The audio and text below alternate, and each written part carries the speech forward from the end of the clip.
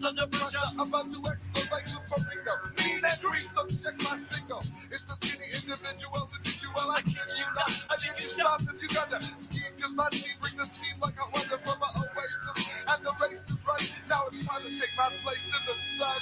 You can't deny the force.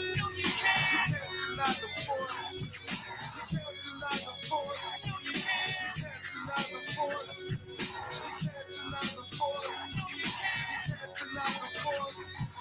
You can't deny the force. You can't deny the force.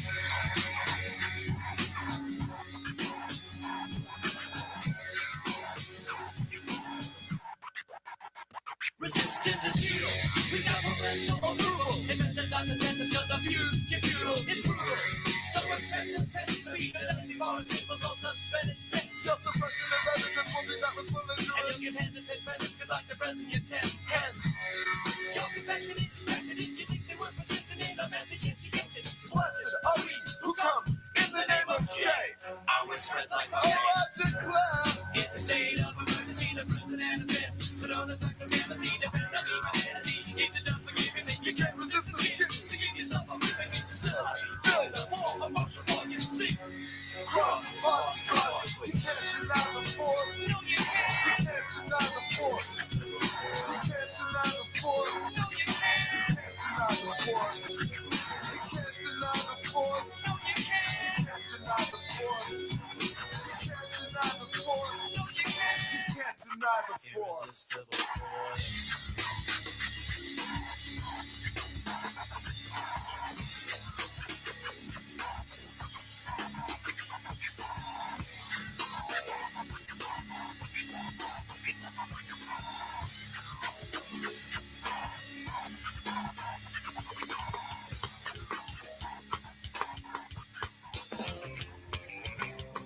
It's like we're back in the studio. Los Angeles, 1997. That's a good analogy. Brett Gurwitz behind the controls. This is Brett.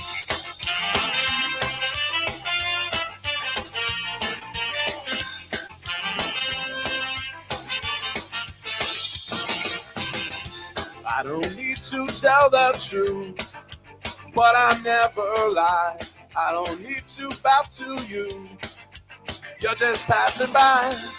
I never wanted to be the one you bitch and moan and come home to. But as long as you look good, I'll come back to you. Get inside my troubled mind with all of your threats. Sometimes I think I was blind. Not before we met. I never wanted to be the one that you depend on for your life. When you cry, it smells like soup. Sound like Shona Knife. Never feel how I said all night. I got a right. Each time I said all night. No, I just might. You make me stay all night. It's just that side of you tonight that makes me stay all night. I'm gonna stay all night. You're an evil little girl. I'm a twisted man, tearing through your perfect world. Make you understand. I never wanted to be the one you bitch and moan and come home to. But as long as you look good, I'll come back to you and do the things you do. Stay all night. I got it right. Each time I stayed all night. No, I just might. You make me stay all night. It's just that side of you tonight that makes me stay all night. I'm gonna stay all.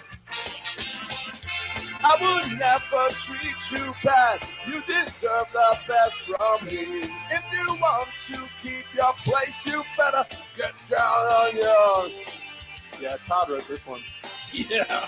You think? This is not mine.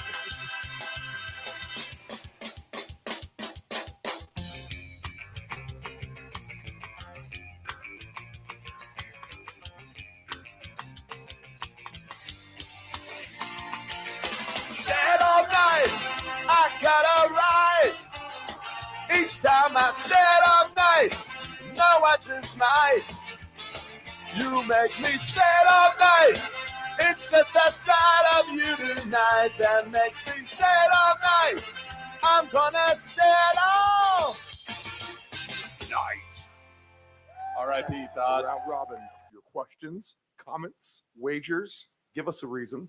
Sleeper fantasy play. Your best alternative line. Whatever you have. Text the round robin 757-354-5517.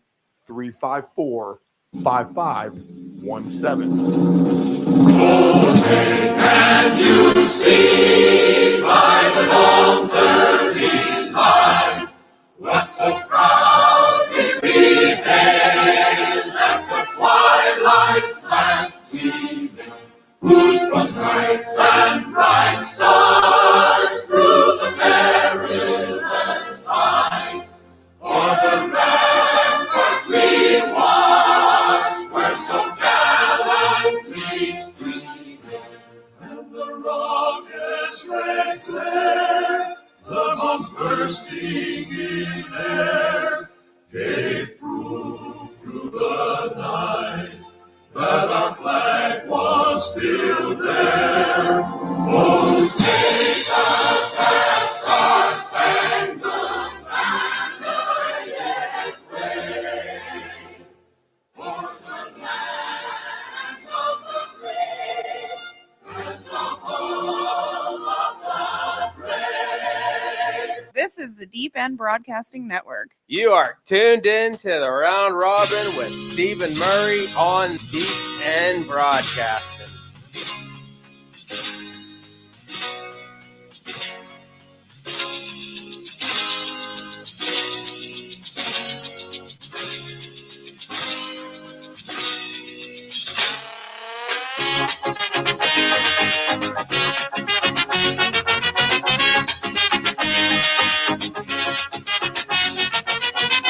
Down up in these streets, nobody left to spend.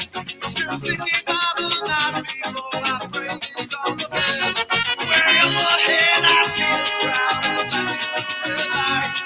I'd rather see the college have some Just a handful of days left here in the month of September. Here we are, week 3 of the NFL already on the Deep End Broadcasting Network. This is the Round Robin. I am Stephen Murray, broadcasting from the lovely studios in Chicks Beach, Virginia. Virginia Beach, the United States of America. It is time to break down everything NFL week 3. Dave Del Grande, he'll be up with us in about 20-25 minutes or so. After that, we'll get Nephew Dave in here. We'll go down the full slate, and we'll see if we dig up the Ant-Man with some fantasy and prop perspective as well. And I think the first thing to do is, I've always wanted to pride myself on being right on top of the weather, which our AccuWeather forecasting is spotty at best. But I think today is going to be a little bit better than ever. Of course, we have Ophelia, which is tracking up the East Coast. A little bit in from the East Coast. And I think that's going to affect the games less than you think today, to be honest. So I think everyone has this big perception in their head that we're going to get some stormy weather up in Washington, Baltimore, the Meadowlands too. Really just three people really in the path of this thing.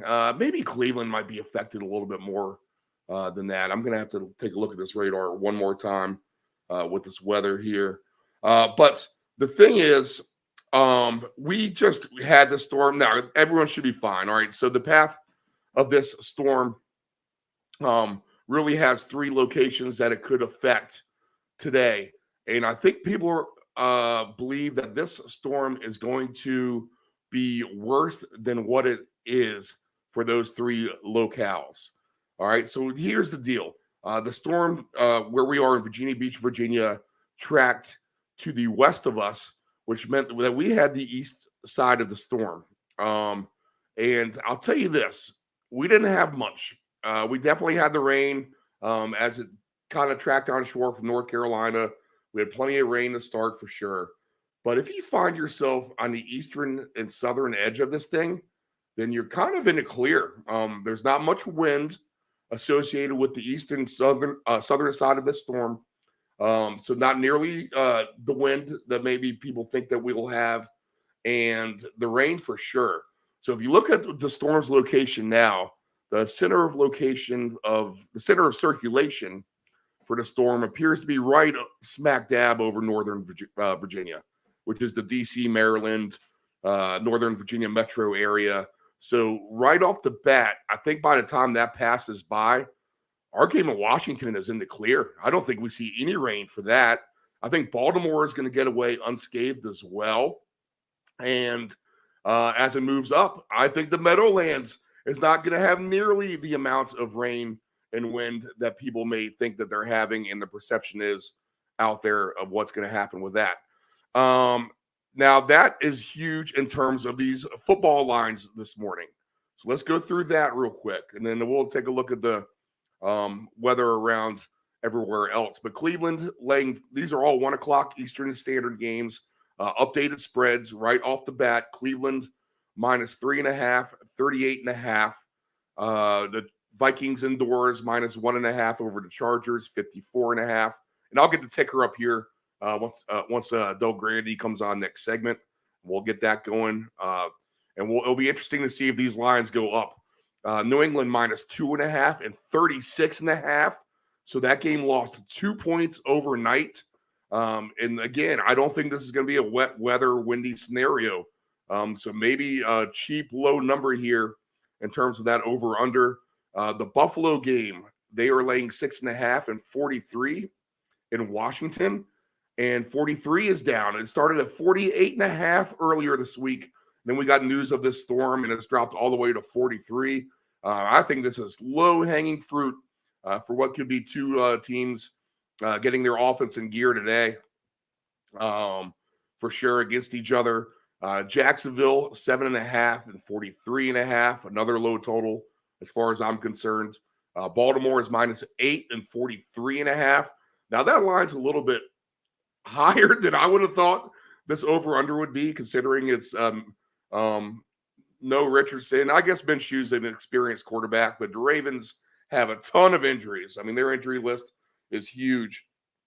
So what kind of continuity are they going to have on offense today? I mean, is it going to be all Lamar Jackson? We'll get into all that as the show goes. But -8 and 43.5 there. The Lions laying 3, 46.5. That number seems to be creeping down a little bit as well. Packers laying 1.5, 42. Dolphins 6.5, 47.5. Seattle laying 5 and 42 at home against Carolina. That's a 4:06 game Eastern time. 2 4:26 p.m. Eastern games. The Chiefs and Cowboys, both 12.5-point favorites. The total against the Bears with the Chiefs is 48.5. Cowboys and Arizona total 43.5. Lots of 43s.5 out there. Another game with 43 total. Pittsburgh is in Vegas tonight. That should be a fun crowd in Vegas, -2.5. The favorite for the Raiders there. And then 2 games tomorrow. We'll focus on that later as well.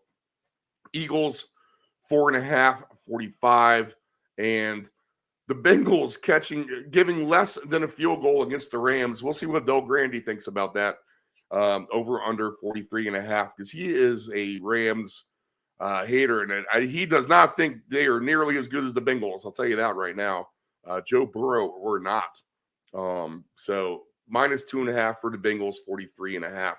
But the interesting totals we need to keep an eye on this morning are in Washington with 43 points. The Jets and the Patriots, 36.5. And also Baltimore, 43.5. It will be interesting to see how those numbers adjust once everyone gets wind, that there isn't going to be any wind. I mean, if you're literally on the eastern side of this storm or southern edge, you're not seeing the rain, you're not seeing the wind, and I expect these lines all to go up. I mean, the storm is very disorganized at this point. In fact, Baltimore is in the clear already, it looks like to me. If I'm looking at the state of Maryland, I mean, they're just kind of getting a couple sprinkles.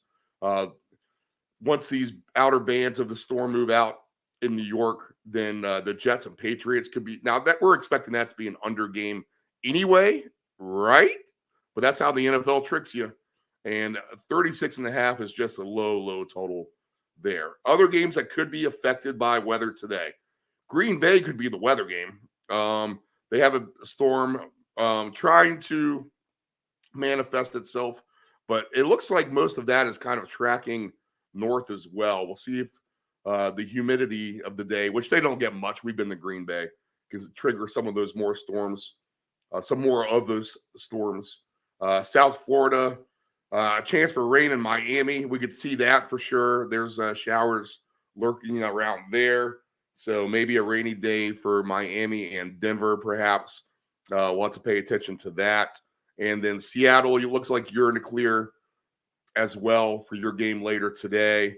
And that should be about it, really. So the main threat of weather, where everyone, I think, thinks it's in Washington, Baltimore, and the Meadowlands, I think is really in Miami. I think the other three locations get off relatively scot-free today. Okay. A lot to get to with the NFL, of course. NCAA football, though, yesterday, if you watched that, we always like to look forward. We don't like to look back. But it was a day in which we were kind of stuck inside here. Not really stuck inside for the most part. Like I said, it wasn't nearly as bad, but that was kind of everyone's set plan. And, excuse me. The college football games did not disappoint for the most part, unless you are a hardcore Colorado Buffaloes backer. And now you're not going to see any Dion bashing on this show, or, is this the right way to coach? Blah, blah, blah. Taking advantage of the portal, etc. We don't care about any of that stuff. I am a fan of Dion myself. But the Buffaloes will be better. I mean, to think that they're going to run the table anyway in their first year is kind of ridiculous. They're going to take their lumps and bruises. We kind of all know that, hopefully. And they're going to be better. I mean, they are set up now for success in about 2 to 3 years. This is when they're going to get the better recruits. Dion's going to get his hand on some of these kids. And through the portal, through recruiting, and the Buffaloes' better days are still likely ahead. Like he said yesterday, get them now. If you're going to get them, you better get them now, because they're going to be much better in the future. His name alone makes that team better. The bigger game of the day, though, and a fabulous football game, Ohio State and Notre Dame. Ohio State basically walks it off.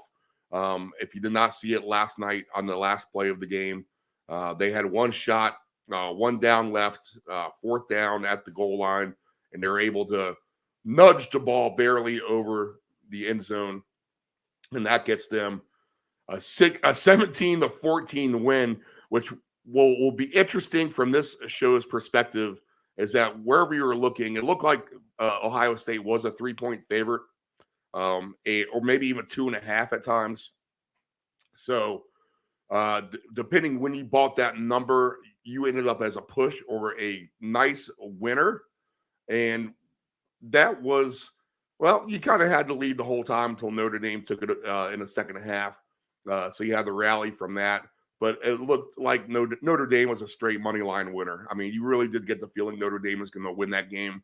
And the Buckeyes do a nice job, especially the quarterback down the stretch, of making the plays when they absolutely had to at very clutch moments.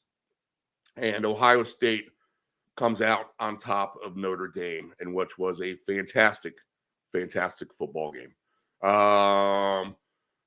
Florida State and Clemson as well. Another great game. How about that kicker from Clemson? Wow. I mean, he had a job in New York. If you don't know this story, this kid was no longer playing on the Clemson roster, still enrolled in grad school. He was in Charleston, South Carolina, I believe is where he was, getting ready to take a job in New York. Dabo Swinney pulls the kid out of retirement. He had left the squad last year, knowing that he didn't didn't see much playing time in his eyes compared to the kicker that they had recruited. The current kicker has not done well at all. So this kid from Charleston, who's still enrolled in grad school, gets a visit from Dabo. They bring him into Clemson. He kicks some balls around. Okay, you're going to be our kicker for the Florida State game.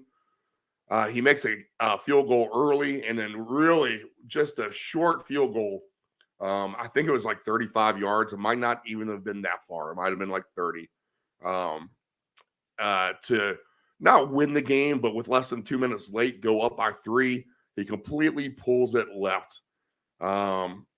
Great play-by-play, too, by Sean McDonough. As his one color analyst says, they're trying to write a Hollywood script here, or whatever he said. And Sean McDonough said the Hollywood writers are on strike. And wow, that was your stomach hurt for the kid. But fantastic theater down there in Death Valley, and the Seminoles come out on top. So Florida State, Ohio State, huge wins yesterday. Oregon as well. They won 42-0. So college football, a lot of fun yesterday as well. The other thing we have going on this morning are actually we have more than that. We have plenty of soccer games. I think we have 5 total EPL games, 4 of which start on the air at 9:00 a.m. We'll have to take a look at those. I'm going to give some quick picks on those in case you want to get in on that.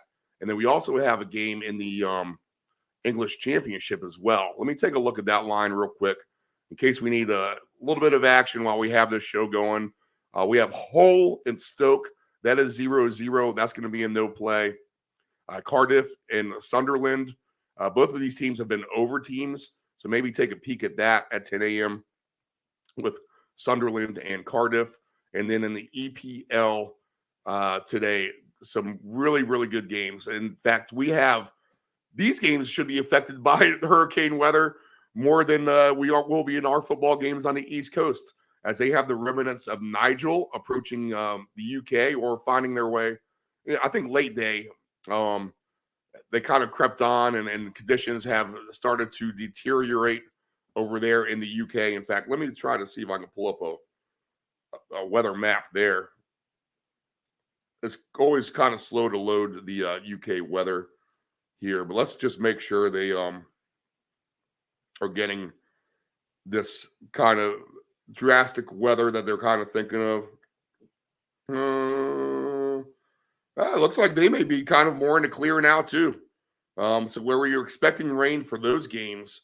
It looks like we're going to have sunny skies for the most part across the UK. So that storm has fallen apart. We talked about that on the paycheck. So everything is fair game as far as the games go with Brighton and Bournemouth. Brighton's minus 250, plus 550 on Bournemouth. Arsenal's minus 165. Tottenham plus 420.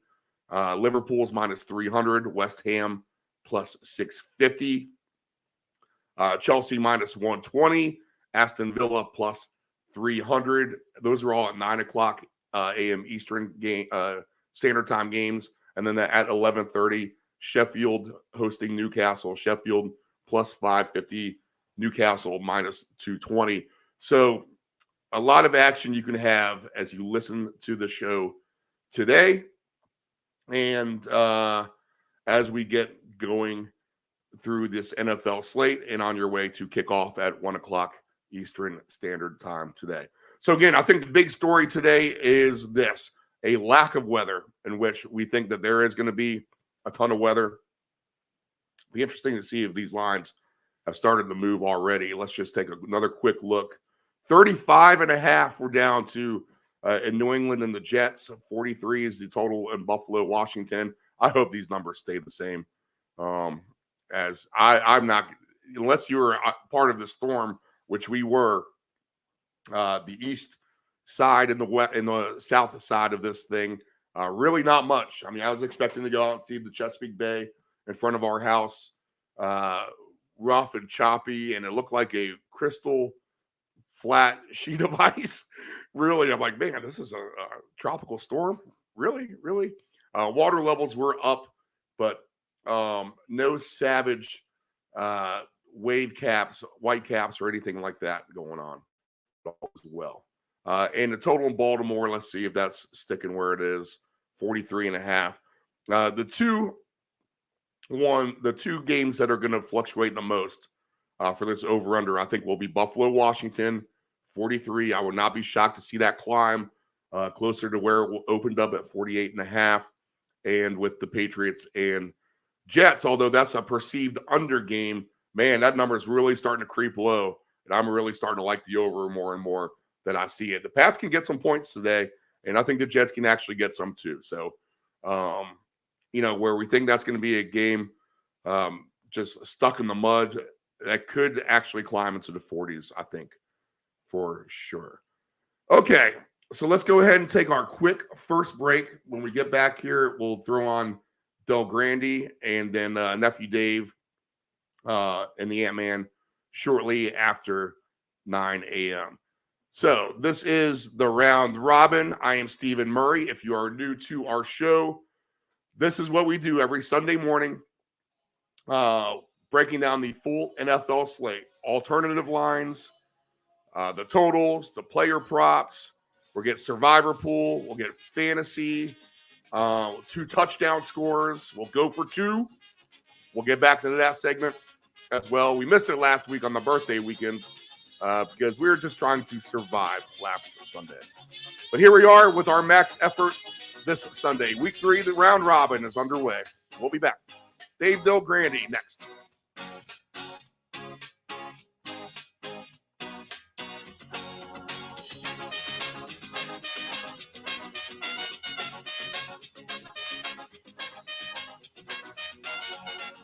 Family-owned and operated, CP Shuckers Cafe and Raw Bar specializes in delicious cuisine, refreshing drinks, and a laid-back atmosphere. We opened our doors in 1995 and have enjoyed being a place to either relax or celebrate ever since. Whether you are in the mood to indulge in a great meal with your friends and family or watch the game, we promise that our inventive menu, attentive service, and skilled bartenders will have you truly satisfied. Both of our locations have spacious outdoor patios for enjoying the breeze and catching a little sun. Our friendly staff at CP Shuckers will make your next dining experience a pleasant one by delivering personal care. We are open until 2 a.m. Full menu will be served until 10 p.m. and late night limited menu until 1 a.m. For larger parties, please give the location of choice a call. Pacific Avenue, 757-425-8676 or Shore Drive, 757-412-2929. More information at cpshuckers.com. Thank you for your continued support and have a shuckin' good time. Hey, does your home have algae or stains on the siding? Is there grime built up on your deck or brick patio? Coastal Pressure Washing Services has a warranty of professional services. From pressure washing to window cleaning to deck and fence staining, as well as dryer vent cleaning, you got it all. Call Coastal Pressure Washing at area code 757-439-9810 or visit our website at coastalpressurewashing.net. Again, call Coastal Pressure Washing at area code 757-439-9810 or visit our website at coastalpressurewashing.net. Dependable Solutions can provide all voiceover services for your advanced audio production needs. Think of us as an inexpensive option, no matter what the size of the project is. From one-word cameos to full script productions, contact Dependable Solutions at 757-354-5517. Do you want to advertise with Deep End Broadcasting? Send us an email at deepend757@yahoo.com. That's deepend757@yahoo.com. This is the Deep End Broadcasting Network. It is estimated that 23% of car accidents each year involve a cell phone. That's 1.3 million accidents a year. Reaching for your phone, you are 4 times more likely to crash. Dialing on your phone, 2.8 times more likely to crash. And texting on your phone, you are 23 times more likely to crash. Attentive drivers are safe drivers. Know your gambling limits. Don't ever bet what you can't cover. Wagering on sports is only fun when you do it the right way. Not every bet will win. When you get on a bad run, know it and avoid trouble. Know your gambling limits. Control your alcohol. Don't fight. Don't drink and drive. Your one punch could kill someone. It happens. If you're behind the wheel, you may think you are fine, but then the other driver is under the influence of texting, and then you are done. Control your alcohol. This is the Deep End Broadcasting Network.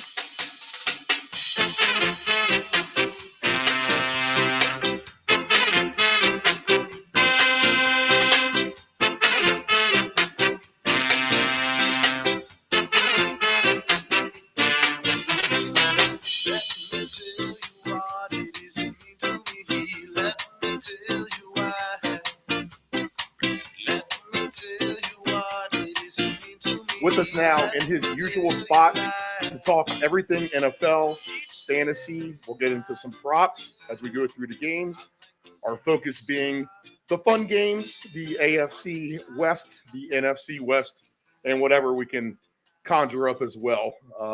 From the West Coast, Castro Valley, California, he is Mr. Fantasy himself with Field Level Media and a senior analyst at Stat Factor. Of course, Dave Del Grande. Dave, what's going on, man? How are you? Oh, I'm doing great. The 49ers are rolling along, and I'm still waiting for the Raiders to, get their wheels on. All right, we'll get to the Raiders later. But Dave, you just said it, man. What may get lost with all the games going on this weekend is yesterday's late day long-term multi-year contracts with John Lynch and Kyle Shanahan, all right, in a league that is, let's just say, it's lacking loyalty, inconsistent across the hierarchy of several of these teams. I feel like this is kind of like the final staple in what will be somewhat of maybe a regime type of dominance. I'll take that one step further. This is a franchise that may have come up with maybe the best trade of all time with McCaffrey last year. We'll see how that plays out if they indeed put several rings on his finger. And how about this too? Maybe even an upgraded defensive coordinator from the California Panthers as Wilkes stepping right in with that defense. They could only get better. How about the 49ers, Dave? We'll talk about the game here in a minute. Well, what's interesting is there's been a lot of talk on the radio for what it's worth about, what's the future of Shanahan here? Is he under the gun to win a championship? He seems to lose the big game every year. And so is it just good enough to get to the NFC championship game almost every year, to get to the Super Bowl every once in a while, but to never win it? Or do you eventually have to win it in order to, retain your job? That sounds a little hard to believe, but that's kind of the mentality of sports fans in San Francisco. And an example of this is the Giants. Yeah, the Giants went 20 years with Brian Sabian, and most of which with Bruce Bochy, when running the show there.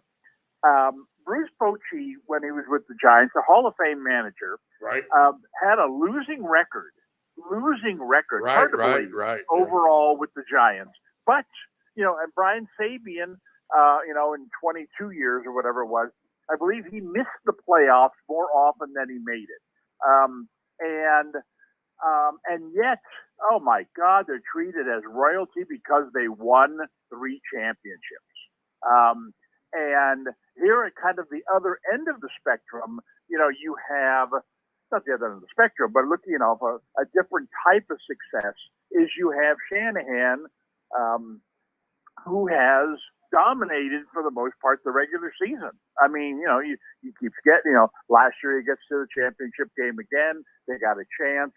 And of course, the quarterback, not only the quarterback get injured, but the second string quarterback gets injured, so, can you really blame him for that?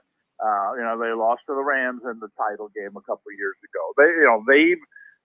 They've been, over the course of Shanahan's regime here, arguably the best team in football. I mean, I guess you put Kansas City ahead of them. But in terms of the NFC, they've certainly been the best team, most consistent. And here we go again with a nice start. And yet, and it was nice to see, in my opinion, that management doesn't buy into the either you win a championship or you're gone mentality. Whereas there's a lot of fans, a lot of talk about, even before this extension, a lot of talk about, well, no matter what, they'll keep him after this season. But if they don't win a championship this season, then next year's his last year. If they don't win again, it's like, you've got to be kidding me, right? But it just, it's hard to believe that would be the mentality. Yeah, go ahead. Yeah, it just kind of shows you that with the Warriors having won championships and the Giants having won their 3 championships. It's all about winning championships out here. Well, the 49ers themselves of the 80s and 90s. I mean, they have decades of excellent to live up to. Excellent. Yeah. So, in terms of, where do the 49ers stand this year? I'm not sure anything has changed. I mean, the 49ers were expected to be a really good team. The Eagles were expected, perhaps to be slightly better. They were last year. They, every indication was that they could very well be this year. Eagles aren't off to a great start, but they've played a tougher schedule than the 49ers have. And so I still think they're 1 and 1A in the NFC. And now Dallas, who was supposed to be a distant third behind those 3, and really the only 3 in the horse race. They've made a name for themselves. Yeah, good game coming up in a couple weeks too. Yeah, so they, the 49ers, they look great, but like I said, I'm not penciling them certainly not into the Super Bowl. Right.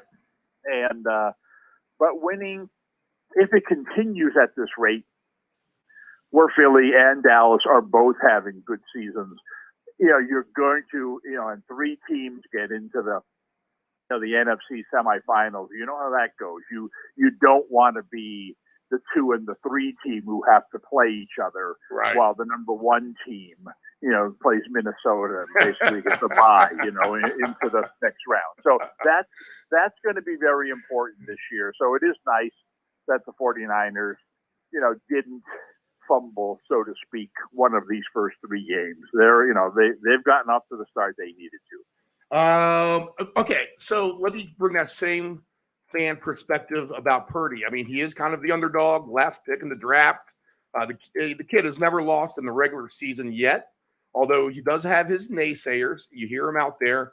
I'm not sure what it's like out there as far as people kind of coming down on the kid, or trying to find ammunition to.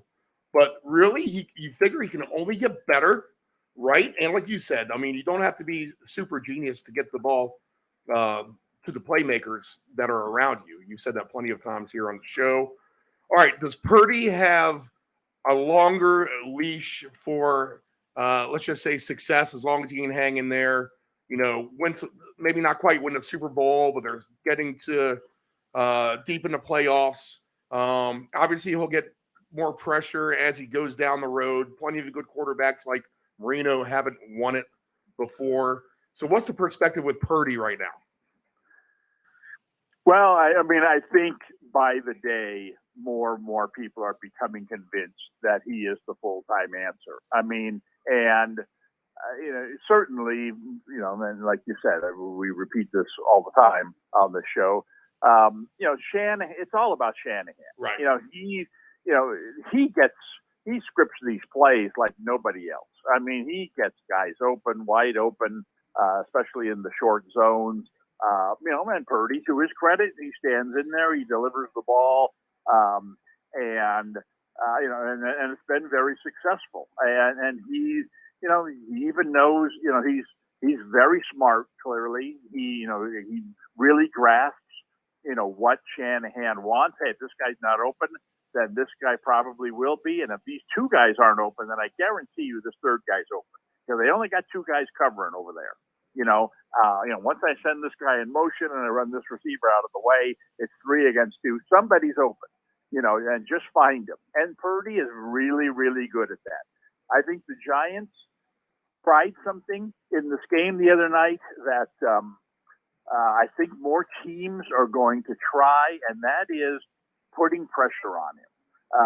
Get him out of the comfort zone of, allowing him to look at three different receivers. And basically they gave him one look, and if that wasn't open, he threw a lot of balls away.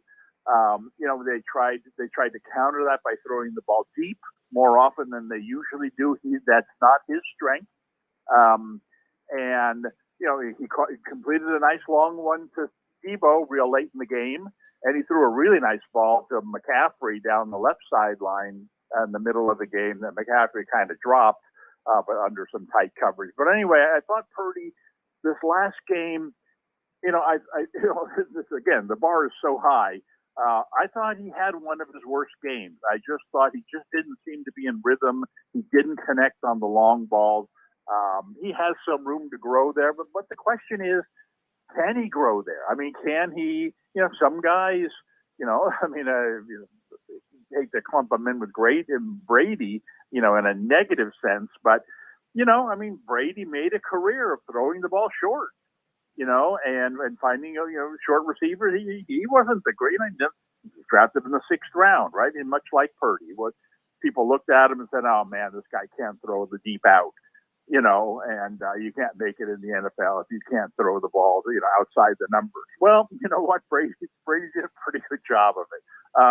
And I think Purdy, while he may never be, he's never going to have Dan Marino's arm. I mean, he's never going to be, dart him down the sidelines. But as long as Shanahan's there, he's going to get guys open in the short zones, and Purdy delivers it, very Montana-like.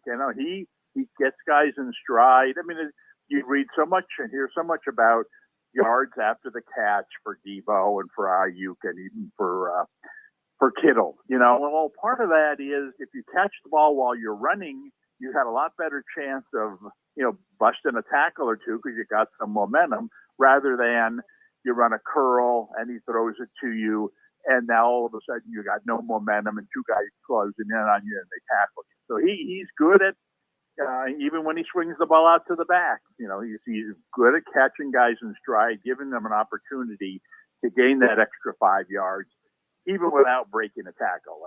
And we all know that, especially Samuel is so great that, he seems to be twice the size as any defensive back who comes up and tackles him. And so I think that, like I said, I think people are warming up to him. And I think that, at this point, there can be no debate, no controversy over, we shouldn't have traded Lance. Oh, Darnold should be playing. Oh, why is this guy in there? No, of all the teams in the league, there's probably less controversy now for the 49ers quarterback situation, as any other team. Seamless transition, Dave. You seem to do that very well for me at times. So I was at a New England Patriots game, and, there would be no Tom Brady if it wasn't for an injury to Drew Bledsoe, as Mel Williams separated his lung on a hit on the sidelines. I was there to witness Tom Brady's first action myself, which I kind of always thought was interesting here in my life, reflecting back as a Patriots fan. But the injuries in the NFL, they're always bad for sure, but maybe I'm over-exaggerating it because there's always big names getting hurt all the time. But, man, we see the knee from Chubb, and maybe we're just seeing it at the wrong times too. Nick Chubb with the Napoleon McCallum type of injury the other night. Some of these guys are almost the face of their franchise. Maybe not Diggs, the face of Dallas, but Diggs now with an ACL tear in practice. He's at least the face of their defense, maybe. I guess Parsons probably is. But a lot of big names with injuries. Kareem Hunt, you got to be ready and at him here on the fantasy app. Every time I turn my head, there's another injury. And fantasy-wise, that's really, really made things interesting here these first few weeks, right? Well, yeah. And the thing about the injuries is the NFL has done a really good job of protecting the quarterbacks. Most of these injuries you just talked about haven't been the quarterbacks, although some quarterbacks have gotten hurt as well. But the NFL identified what can we do to protect quarterbacks, and has installed rules and has done as good a job as they can of protecting these guys. Problem now is these injuries are affecting big name guys like you mentioned at other positions, and the NFL, their issue now is, well, we were afraid that the quarterbacks were going to get trampled by these 280-pound defensive linemen, and now we got to worry about our receivers and our running backs getting trampled by these 220-pound safeties. These guys used to weigh 180 pounds. And so you're seeing bigger hits. There was nothing unusual, nothing certainly illegal or anything about the hit on Chubb. And it just happened. He happened to get hit in the wrong spot by a big guy who's coming in hard. And bones are going to break, tendons are going to tear when something like that happens. But there's really no answer for that. I mean, they've taken the helmet out of play. You're not allowed to hit with the helmet anymore, but that's good. But you can't slow down these defenders, and a lot of these injuries are not even contact related. You're hearing, this guy tore his ACL at practice, or he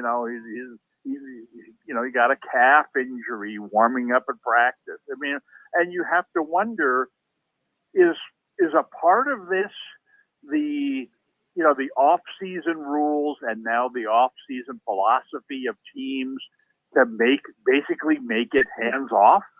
We don't play anybody in the preseason anymore. We don't allow double days. We only allow 3 days of contact during the week. I mean, you have to wonder, are the players, prepared to go into these games based on what they've done in the preseason? And there's just, like you said, I mean, and I don't have numbers that tell me there are more injuries or less injuries this year than years past, but there certainly seems to be.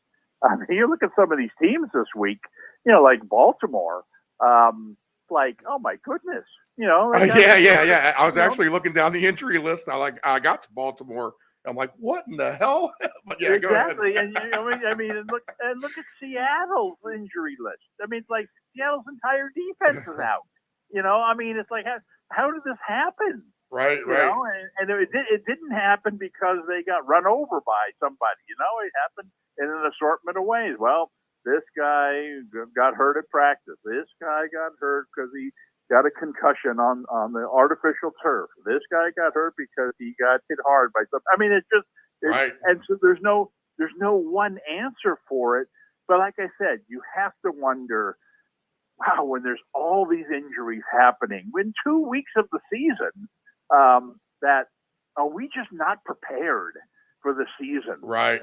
Like we used to be. And you got to believe the adding a game, smarter people than us, are trying to figure this out, because this is, and it would be hard to believe that, oh my God, you wait till next week, there's going to be twice as many guys hurt. Man, I sure hope that's not the case. I hope that we've just seen, this avalanche in the first couple of weeks. But hey, who knows?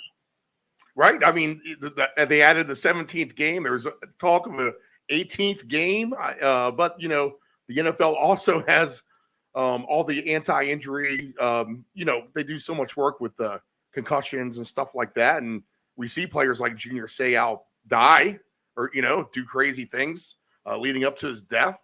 So, yeah, I mean, it's a real concern. And, let's play more football and look at these injuries just adding up as I'm going through the list now. I mean, it's crazy. Literally is. Okay. Kind of on an injury front, let me transition to this, Dave. And this has been going on forever as well with injuries. And this is a little off the subject. And really, this just kind of came up here in the last hour as I was scrolling through the social media.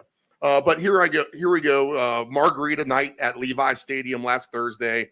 And sure enough, there's video close up of a fan, big guy. And yeah, he's hitting a woman, a couple of ladies.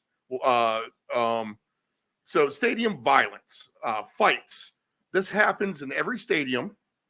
In fact, my very first NFL game was the Chicago Bears and Tampa Bay when me and three of my college friends, after our fall exams, went down to see our first NFL game. And right behind us, as we were, just 15 rows up on the 20-yard line, as a Bears fan and Tampa Bay fan getting at it. Of course, I'm a rugby player. I kind of think it's cool at the time, and I'm not, intimidated for my life or anything at that moment in time.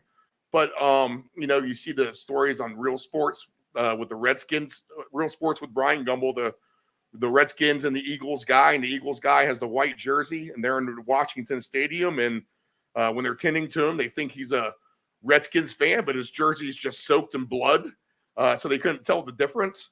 And even, how about that Giants and, besides the NFL, outside in the parking lot, the Giants and the Dodgers, of course, that one guy dies. That story is a little bit more known in the media. I think that was about 5 or 6 years ago or whatever, with the Giants fan getting pummeled by 2 Dodger fans.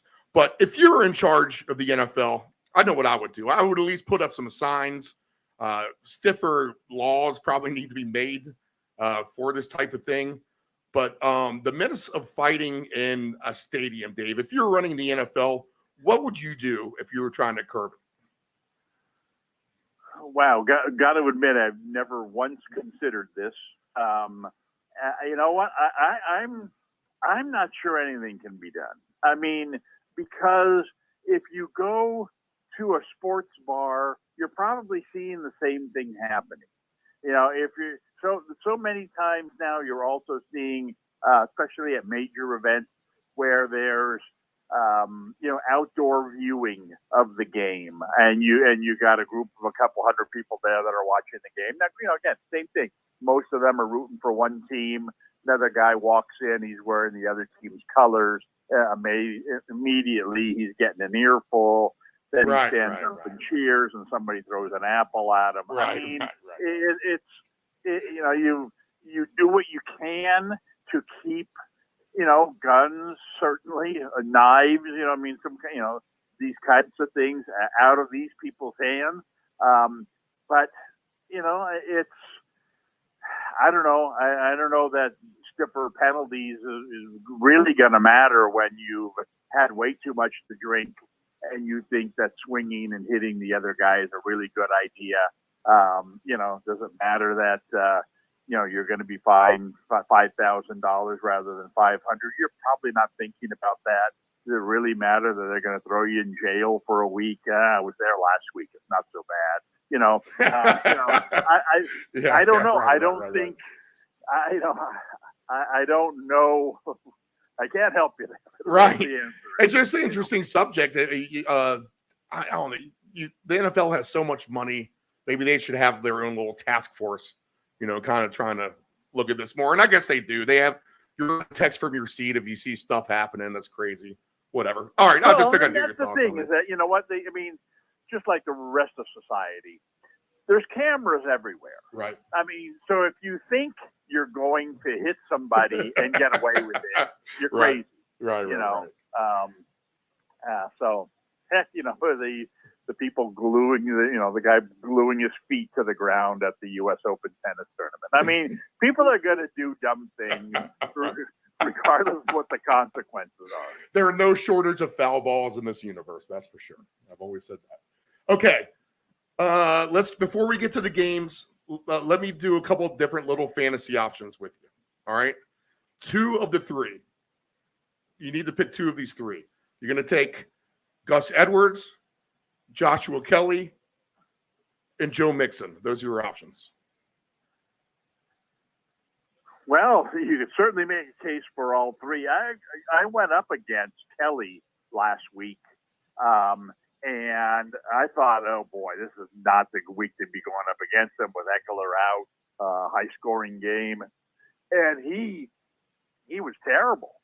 Thank goodness. And I was shocked by how little he played. I mean, I would have expected him to get 75% of the touches in that game, and I don't have the numbers in front of me, but it seemed to me that he got about 50%, maybe less. I mean, he had a really bad game, and thank goodness for that.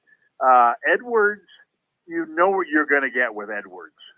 You're going to get guy who's used to plunge the ball up the middle, and guy who's used at the goal line. And unfortunately for him, when they get down by the goal line, Jackson's as likely to run the ball as to hand the ball off. And so, but now Hill got injured, right? And so now the change of pace back, they're down to their third string guy. Does that mean Edwards is going to get the ball more? Might they actually throw the ball to him? They usually don't, so I'm not crazy about him. I think that, and we'll get into this more later on. There's a number missing on one of the lines this week. There's a real head scratcher to me. The Bengals game against the Rams, based on the line in that game, they're trying to tell us that the Rams are a better team than the Bengals. Right. I don't get it. I don't get it. The Rams have a couple of nice games so far. And they surprised Seattle in the first week. Like I said, Seattle's got a ton of injuries. And they gave the 49ers a nice battle, last week until the 49ers, kind of put it to them a little in the second half of the game. The Rams seem to have a lot of nice young talent, but they're not in the same league with the Bengals.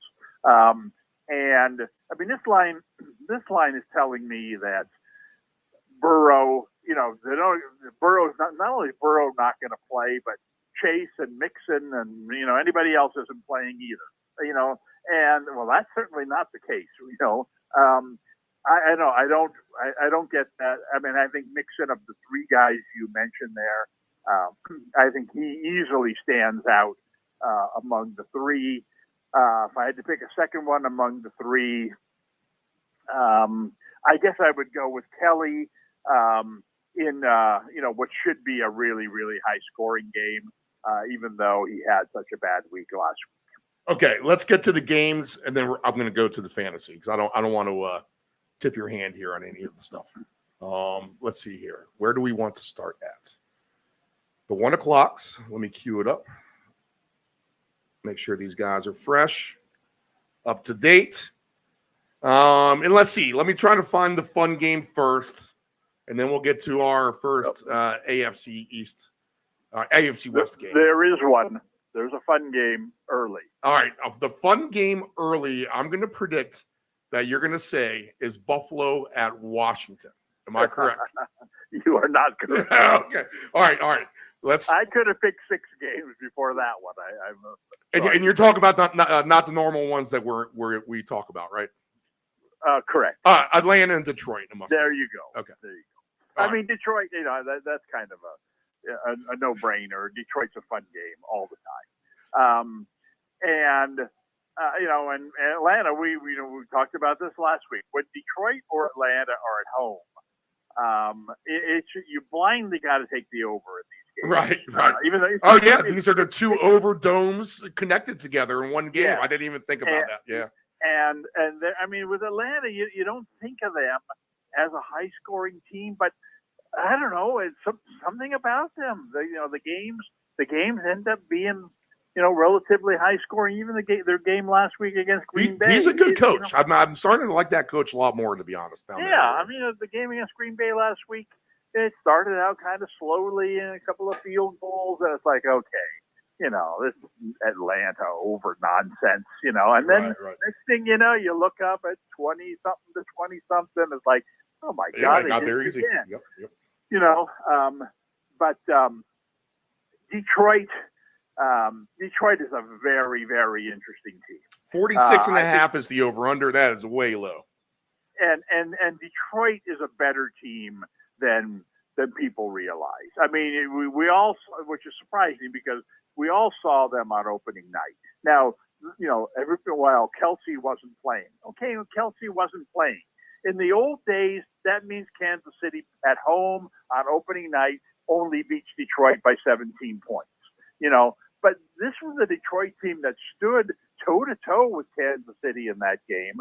Obviously ended up winning that game, which was a shocker.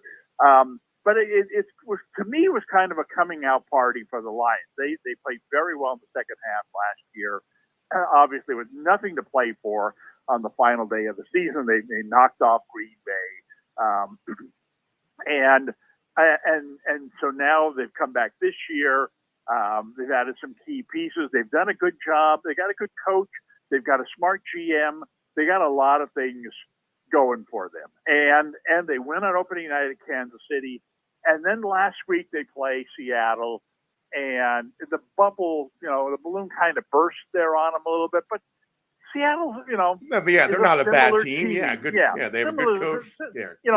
If Detroit has reached Seattle's level, or to the point where, we should be beating Seattle, well, then you've become a really good team. Right. You go see, Seattle is a good, solid team, and that was a close game that could have gone either way. So, I think that this is.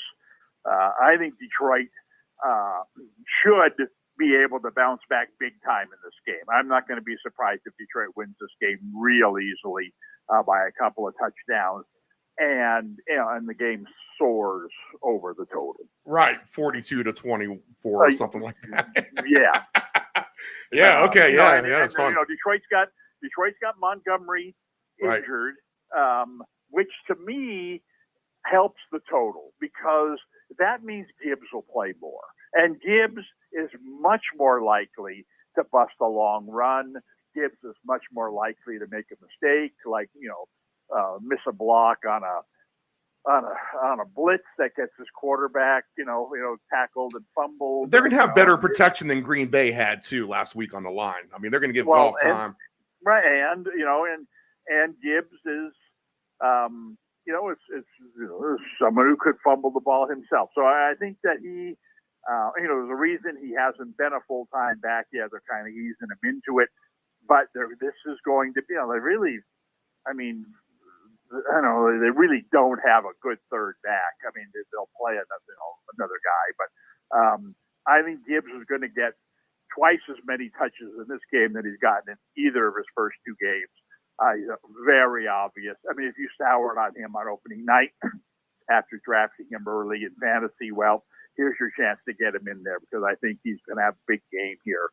And like I said, somehow, some way, Atlanta's going to find a way to score 20 some odd points in this game, and I think get blown out. So I think that this is a green light game for fantasy and green light game for the over players. 2 touchdown guys. Anyone in mind that you think can stick it in there 2 times? Would that be Gibbs? Would that be? Well, I would certainly think he would get at least one. Right. But yes, he to me is the most logical guy. St. Brown is the most logical. Excuse me, the most logical receiver, obviously, to get a couple of touchdowns. I'm not sure he's 100%. He's a little dinged up. Yep. But I don't think it's a big deal. But if it's enough where they, throw him a couple balls less than normal, I mean, to me, and you got a quarterback who doesn't run, so he's not going to steal touchdowns from you. You don't have, and if I'm not mistaken, I want to say their next running back's a guy named Reynolds. He's not a guy that he's not Jamal Williams. In other words, he's not a guy where, let's just put this guy is good for us at the goal line. Let's take Gibbs out, put this other guy in. No. He's same type of back as Gibbs, more of a pass catcher, a speed guy. And so I think Gibbs is going to stay in there at the goal line. I think that he be no surprise to me if he scores 2 touchdowns. All right, we'll take a look at him potentially. Just plus 450 for him to get 2 touchdowns, 1 touchdown for Gibbs. He's going to be a favorite, I think. Yep, minus 135. Not, It tells you he's going to score. Yeah. Not surprising. Yeah, right. But again, you look at, Detroit's going to score 4 touchdowns in this game. Right. And it isn't going to be the quarterback. And it almost for sure isn't going to be another running back. And so if it's not Gibbs, well, who's it going to be? Well, the quarterback doesn't throw 4 touchdown passes very often. He usually gives you 2, sometimes 3. And when he gets 3, it's because he swung the ball out to the back once. So the new tight end Laporta is a candidate certainly to score one. You would think St. Brown, like I said, is a candidate to score one. But there's by process of elimination, you would think that, wow, I can understand why Gibbs would be the favorite in that prop because he's the most logical guy of all the guys in this game to score. All right, so to get to 56 points, if I'm going to pay you 3-1, you'll buy that? Yes, I would. How about to get to 62 for 6-1? Why not? All right. I just think again, right? Yeah. This is, if you've played the trend with Detroit and with Atlanta, at home, take them over. You got a nice little stack of chips in front of you. It's worth taking one of them and throwing it back out there and saying, hey, you know what? You guys have been good on your own. Imagine what you're going to be like, partnering. Okay. All right. Let's go back to the game that you laughed at, because I actually think this could actually be a fun game, to be honest. I think because Buffalo has struggled at times, and they did look really good, and that was an easy call by you last week with their defeat of the Raiders. So nice job there. The listeners definitely appreciate that, as that was a walkover for Buffalo. So the Bills now, they're just laying less than 7 points, 6.5. Over under is 43.5 at Washington, in which now the Commander fans have been better, but let's be honest, it's going to be probably close to half Bills fans too. They're going to travel big for that game. So that should be a really, really at least fun tailgate for sure. The Commanders have a little bit of mojo on offense, though. I'm telling you, and the Bills are going to get their own. You got to know that. At 43.5 just seems like that's low-hanging fruit for some scoring here. I mean, even Buffalo could get 35 by themselves in this game, right? Could you see this going over too? Well, but, I'm 3,000 miles away, but let me tell you that look out your window. Do you see the sun? Yeah. You do? It's not as bad. I don't think it's not as bad as portrayed. This isn't going to. So we're not projecting rain for DC tomorrow. That we are, but even if it's the weather that we're having right now, it is not exactly. The leaves are barely trickling, and it's just a little bit of rain. It's not nothing crazy. I think the bulk of it is going to pass them by the time this game gets off. That's what I think. Yeah. You still got leaves this time of year? Yeah. Yes. Yeah. I don't know. In fact, I'm making one of my bold predictions here based on the fact I think it's going to be more of an effect for the college games. Great in the DC area tomorrow, and I don't know that's not going to help the total. Right, for sure. It should. You've got two teams that don't run the ball well, and that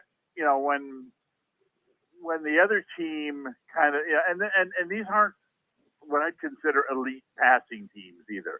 I don't know. I when I think of Buffalo, I think of more of a defensive team than an offensive team. When I think of Washington, I definitely think of more of a defensive team than Right.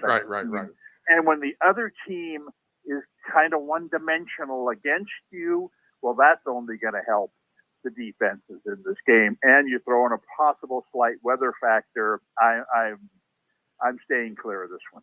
Okay, all right. Can the Jaguars blow out the Texans? The Jaguars. I think this is going to be a very high-scoring game. I mean, okay. Jacksonville has not been good on defense. No. Jacksonville has probably the worst pass rush in the NFL. The Houston quarterback has, give him time. He'll have a decent game. I think you're looking at his, best game so far in this one year. I think Jacksonville, will certainly find a way to score points. I think this is going to be a very high scoring game, but I do think both teams are going to contribute to that. I don't want Jacksonville in this game for fear that, they're ahead by, 17 in the fourth quarter and then the other team gets 2 late scores. I don't think Jacksonville's going to be able to do much to prevent something like that. I think Houston's going to definitely score in the 20s in this game, probably the upper 20s. And Jacksonville, this isn't Kansas City. This isn't you don't confuse Jacksonville and Miami. This is not, an offensive juggernaut. And I think Houston, may not be real competitive in this game, but the score will be in the end, just because Houston will find a way to score enough points. So I actually think this is a good fantasy game, and I think it's a good over game. But I wouldn't take a side on this. Okay, 43.5. That's low hanging fruit for that is for like a big I said, over. Given the line, what's 43.5 telling us with a line of basically 7, so what it's 20, 24 to 18 or so. Houston's going to score more than 18 points. And if this game is not going to reach the total, it's going to be because Jacksonville has a really bad offensive game. And I don't see that happening either. I mean, this is supposed to be winning this game by a touchdown. So if Houston hits even 21 in this game, well, the only way the total doesn't hit is if Jacksonville loses.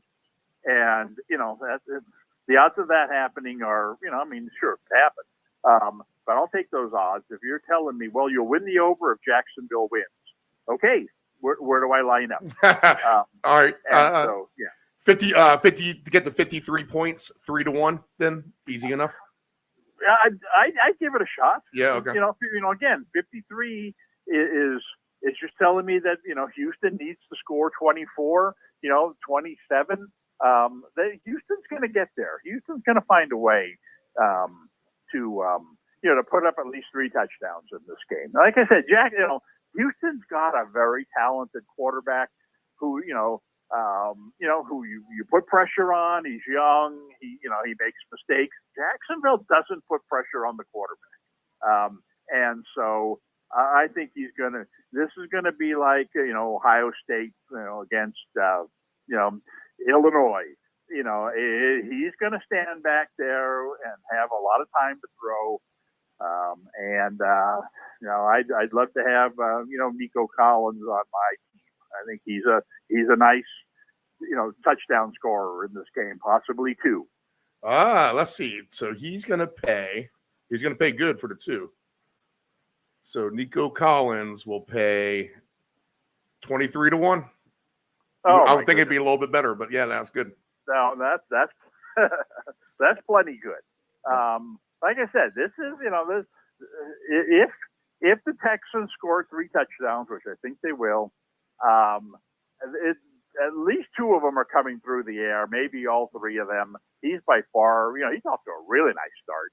He's by far their best receiver. I certainly think he's scoring 1 and quite possibly 2. Is he maybe one of the players who's been the biggest in fantasy, like invest low for high rewards kind of guy so far? Well, he's certainly on that list. Right. Okay. Yes, I think that, we talked about this going into the season, that there were a lot of running backs that you could have drafted low whose stock have really risen. I hate to do this. Well, actually, I don't hate to do this. I love to do this, but I hate to bore you with it. No. That's what we were here for. I'm not usually on the ball like this, and these things change in a hurry. So I'll mention it. I'll crow about it while I can. So now I in fantasy I drafted McCaffrey in the first round. Okay, Right. well that was a no-brainer. Okay, then I waited several rounds. As I said, it was a good strategy because you would still, in the 5th, 6th, 7th rounds, you could still get good running backs. The running backs on my fantasy team, okay, other than McCaffrey, okay, are Rashawn White, okay, who's, he hasn't done great, but he's done fine. He had 20 some odd points last week. Are DeAndre Swift. Yep. Like, what in the world do you do with him right now? Right. I mean, he had an incredible game the last game. Of course, he was on my bench. But I'm not even sure I want to play him this week because I don't know what game. I don't know Gainwell what may be status back, is. right? Yep. Yeah. And what does that mean? I mean, if the Philadelphia coach doesn't, play Swift after he had like the best game of any back in the league last week, the guy's a complete idiot. Okay, so Raheem Mostert, Okay. who you talk about guy whose value has gone from very little to I think he's the 5th leading scorer among fantasy backs right now, and he hasn't really even done anything great yet, but he's had a nice fabulous. season. Nice season. Yep. Okay. Yep. So we got those 4 guys. Okay, and we got well, I know I've got Gus Edwards. I mean, I felt like he's. I got so many backs that I felt like dropping him. And then I've stashed John Taylor on my injured list. But there's one more back, and I can't think of who it is. But it's like God, somebody needs to be calling me and offering me a trade because you can get Swift or even Mostert, from me right now, pretty easily because I can afford to. Imagine when Taylor comes back in 2 weeks, and I'm presuming that he's doing well or he gets traded or whatever, and I'm going to have White and Swift and Mostert all on my bench, and those guys. My bench last week outscored like half the teams in the league because I had all those backs there, and then I had I didn't play. I took DJ Moore out of the lineup, put in Pickens, which turned out to be a good move. But Moore had a nice game. He scored 15, 20 points. I mean, every guy on my bench scored like 20 points. They scored like 120 points, off of my bench last week. And so anyway, okay, enough about my team. The point is that, who's been the biggest surprise? Well, you certainly, Mostert, like I said, I'm pretty sure I saw that he's like the 5th highest points in among running backs. And running backs, we knew going in was going to be after the top tier guys. We knew was going to be kind of a crapshoot. And then, Barkley's gotten injured. Some of the top guys, Gibbs hasn't done really much anything yet. And so some of the top guys haven't really done that much. Eckler's gotten injured. And so, if you had to draft over again, would you rather have Nico Collins, or would you rather have Mostert? I think you'd rather have Mostert given the alternatives at the position. So, he's got to be at the top or near the top of that early season surprise list. Okay. All right.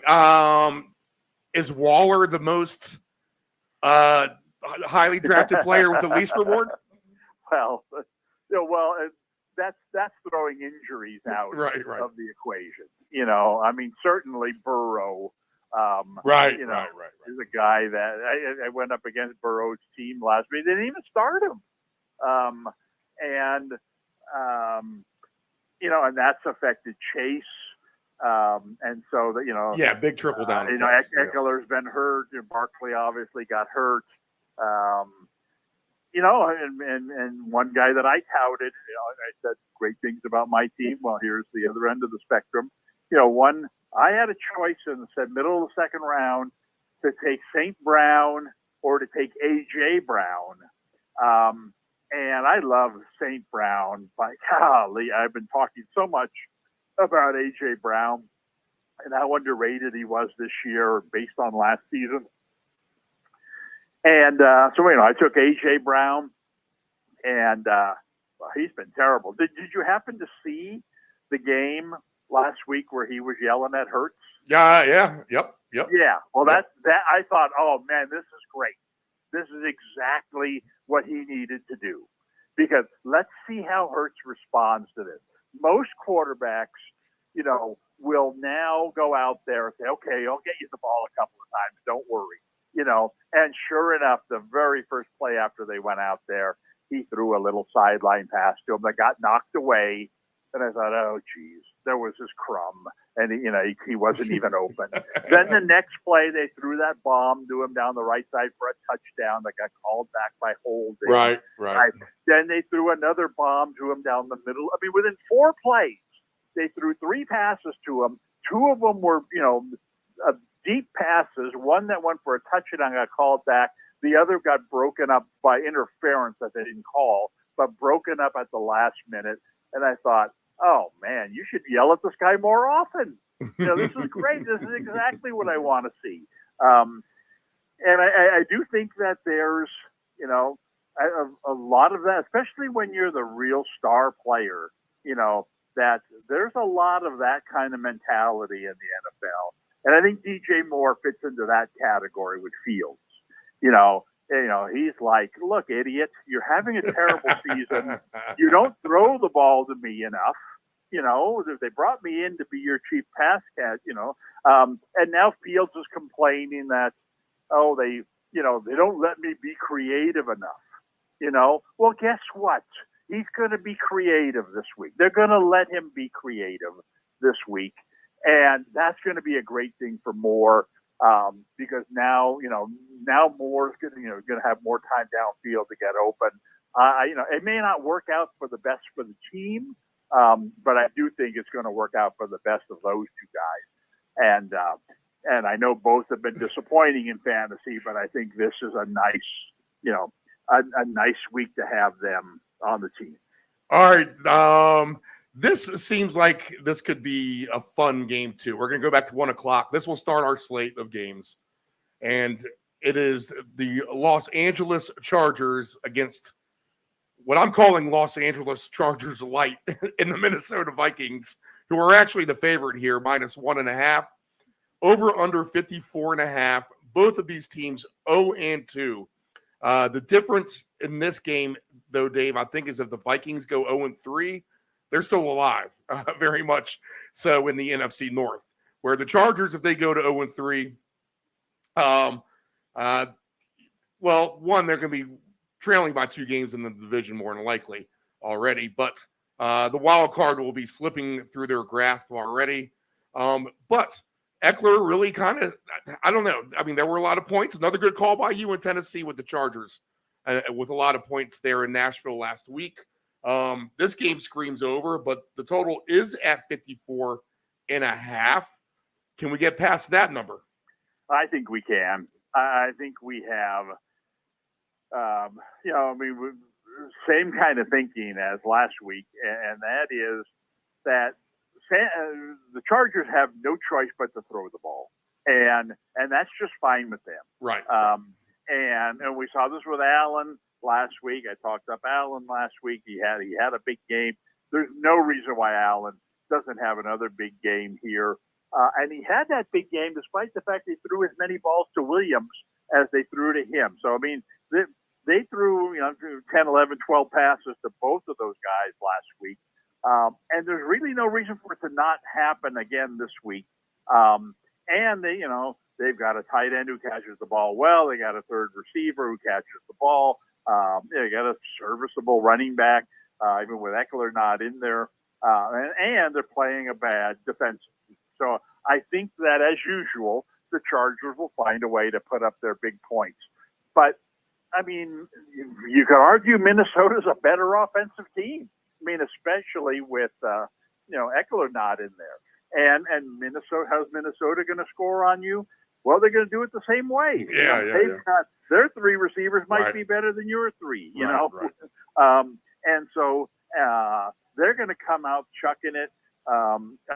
It's going to be an aerial circus.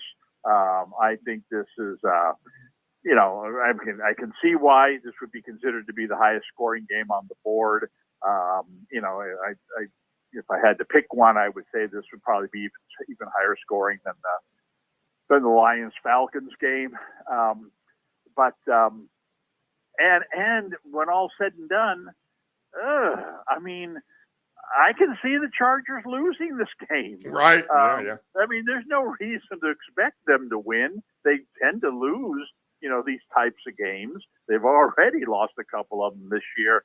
Oh man, I hate to be that coach. You come home, you've just lost this game 31-30, and then they fire you. And then the new coach comes in, and next thing you know, they make the playoffs. And it isn't because necessarily the next coach is doing a better job. It's just that, they've played a pretty tough schedule so far. And now, give me the Raiders, give me the Broncos, give me the Texans, give me some teams we can beat. And then when we start playing these crazy high-scoring tight games, they'll find a way to win those games and still have a decent season. I don't blame the coach necessarily for, the fact that they haven't won a whole lot of games. They're just one of those teams where they're just not good enough defensively to get that one stop that's going to make the difference in the game. And there's no reason to believe that this game comes down to Minnesota having the ball in the last possession. There's no reason to believe the Chargers are going to stop them. So, much like last week, this should be 7-7, 6 minutes into the game. Right. And then you're thinking, okay. Here we go. Man, I'm glad I'm not going up against these guys in fantasy. So, this high total, but certainly worthy of it. The quarterbacks, for them to both throw for 300 yards, if you parlay them together, you'll get 3-1. If you take them both for 325 plus 630, buyer on both of those, then? 300 sounds like the lock, right? Well, 300 does sound nice. And what's the difference? 300 to 325, you're basically getting twice the price. Right. And it would be one thing if this were a blowout type of game where, this guy's not going to have to throw the ball late because, they're way ahead. I don't see that happening. It would be another thing, this one team, like last week in Tennessee, if Tennessee gets ahead, they're going to hand the ball off to Henry all the time. So, your quarterback that has 280 passing yards after 3 quarters, he's not going to throw anymore. Well, that's not the case here because neither one of these teams can run the ball effectively, especially with Eckler out of there. So I don't see either team, coming off their, a passing mode in this game. I see both quarterbacks easily throwing 40 or more passes. And so, the 325 number seems very reasonable to me. Okay. All right, great. Let's get to our next game. 1:00 Eastern Standard Time. We have the Broncos with a terrible loss. They give up an 18-point lead to the Commanders at home. They've shown the home crowd just 2 really bad losses at this point. So 0-2 are the Broncos, and another good call by you, Dave. That's why we have you on the show. You said that from the get-go. This is going to be a bad team. And here they go. They're going into Miami. And I'm wishing I kind of had that preseason flop ticket on Miami to win the Super Bowl with that good number they were getting at 30-1 at the time. Because this is a team that seems like they could actually make some sort of a deep run if they can hold the injuries together here and limit it. And then the main thing is Tua. But he's played great. The Dolphins are fun to watch. Now they are maybe vulnerable on defense a little bit, but they didn't give New England much. The Broncos, oh man, I feel like they just have everything to prove, and the terrible taste in the mouth of the Broncos fans is just getting worse and worse by the second. I feel like, but anyway, here you go. The lines, the Dolphins -6.5, 47.5. How do you see this playing out? Well, I just don't trust the Broncos. This seems like a bad spot for them, and what could be a very warm game. And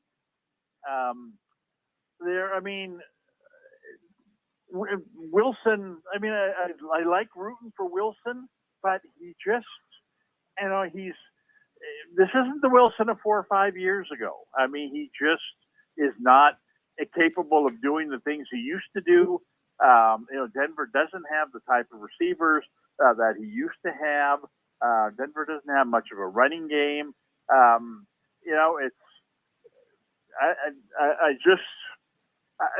That's not to say that I think Miami's going to blow them out, because I think Denver, with the new coach and what have you, has become a very competitive team. But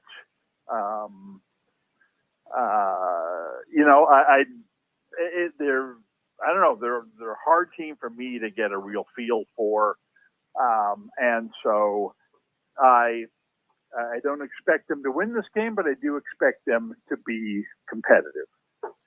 Okay, so they can keep this close. 86 degrees and humid is the forecast here. And the Waddle injury may kind of slow things up for the Dolphins as well. Another player who's hurt. We'll have to keep an eye on him. That's what's tough about the injuries, too, is, is this guy going to play? Is he not going to play? I mean, you have several of those this week. Waddle's going to be one of them. So no super over-under here, right? 47.5, that's probably right where it should be. And maybe even an under game, Dave, especially if Denver can't find anything on offense, right? Well, you mentioned Miami being, possible Super Bowl team and what have you, and what could possibly hold them back. I don't think they are a deep team. And excuse me for a second. Yeah. The quarterback's just one hit away. And Waddle, Waddle's injury, and the quarterback situation. I just, Mostert gets, an accident waiting to happen. So I don't think they have the depth to go all the way this year. But that doesn't mean that they're not capable of, getting off to a nice start, which they're doing. So I don't know. This game scares me. And so I got to pass. All right. Our next game, 4:00 Eastern Standard Time. How about this, Dave? Here we go again. I think I meant to ask you this. I didn't write it down on my list, but I thought of this earlier in the week too. Here we go again with just 3-4 o'clock window games. This is the one game that will start at 4. The others at 4:06 exactly for the game in Seattle with the Panthers in town. Andy Dalton as a quarterback. But here we go, just 4 o'clock games again. I know they want to do the 2 games on Monday night, but man, they slap around this 4 o'clock window pretty bad. And especially this week with this lineup of games here at 4. And I get it. You don't have so many games at 1 o'clock now. And it gets even worse with the bye weeks. So what's really the answer? But I don't know. Maybe I'm overreacting to things. But I'd like to see 4 games at all times here at 4 o'clock. Any quick thoughts on that before I ask you about the game? Well, I will say this week's schedule, the afternoon schedule, is really weird. I mean, it's set up as if, we got a monster game coming up in the afternoon. And so we're going to schedule as few games against it as possible so that we can show you, the 49ers and Eagles, or right. The Chiefs and the Bills or something. But you look at the afternoon games, and it's Carolina and Seattle, right? Nobody's watching that. Chicago and Kansas City. I mean, maybe somebody projected that to be a nice game, but it certainly didn't turn out that way. And Dallas and Arizona. Well, nobody projected that to be a good game. And so why are there only 3 late games? I mean, what's the one, I'm afraid out here that, well, they're going to show us Dallas and Arizona. It's like, no. That's the least interesting of the games. I'm presuming Chicago and Kansas City is the biggest game of the group. You're going to get the A broadcasting crew. But that, I don't know. It doesn't make any sense. And like I said, it's like, well, and I'm thinking to myself, well, what is it about tomorrow afternoon, Sunday afternoon, that is preventing them from showing more games? And well, like the Ryder Cup, no, that's next week. There's some big opening day of the NBA. No, yeah, baseball playoffs aren't here yet. The final day of the baseball season. No, that's a week away. Or baseball playoffs. I don't get it. I don't. The schedule this week doesn't make any sense to me. The 2 games on Monday night, that doesn't make any sense to me either. I don't see where, I don't know. I mean, obviously it's a ratings thing. I mean, they're thinking that, by giving you a nice cross section of games, well, we got a Western team, we got a Midwestern team, we got an Eastern team, and we got a Southern team. All playing, that they're going to try to hit every corner of the country with two games. But I don't know. I mean, give me a 1 good game, not 2 mediocre ones. So I don't know. That makes no sense. Okay, this will probably go fast in this window then. So Seattle, tough time for Carolina, tough environment, right? Seattle. Well, Seattle's, you look down Seattle's list of injuries. Yeah, that makes it more. And they've got 6 different defensive guys hurt. I mean, they're the worst shape of any team in the league in terms of injuries, and especially their defensive unit. And Andy Dalton's okay. He's not the worst for sure. But see, what's Carolina going to do about that? Like you said, they're 3,000 miles from home. They don't got their nice young quarterback. Yeah, Andy Dalton will go in there and he'll give them a more consistent performance maybe than Young might have. But at the same time, they don't have they don't have skill players, the firepower, right? And so and I don't know. I as bad a shape as Seattle's in, I can't imagine why they don't win this game by at least a touchdown. But you just got too many guys hurt. That first game is still scary. How in the world could they lose that game to the Rams? I'm going to watch this one. Okay, right. The Bears having a terrible week. The FBI raids the home of the defensive coordinator after he resigns. The stadium, I don't know if you saw this. Someone broke into the stadium and stole $100,000 worth of stadium equipment. And all the other issues here with the Bears on the playing field as well. And here you go. Let's go play the Chiefs in the Arrowhead, the champs. 12.5 is the line for the Chiefs. 48.5. I mean, Chiefs blowout here. Or does, Chicago find their wits about themselves? Sometimes the most dangerous animal is the one who's cornered. That kind of, you get the feeling that's the Bears. It's either that or it's like the olden days where they're leading the guy to the center square of the old town with the block across his shoulders and his hands tied as he's going to the guillotine. So it's one or the other. But can the Bears stay competitive here at least, Dave? Well, I mentioned this before that when your star quarterback complains that your offense is too predictable, they need to let him get out and run more. This is a real nice spot for them to say, you know what, you do what you want this week.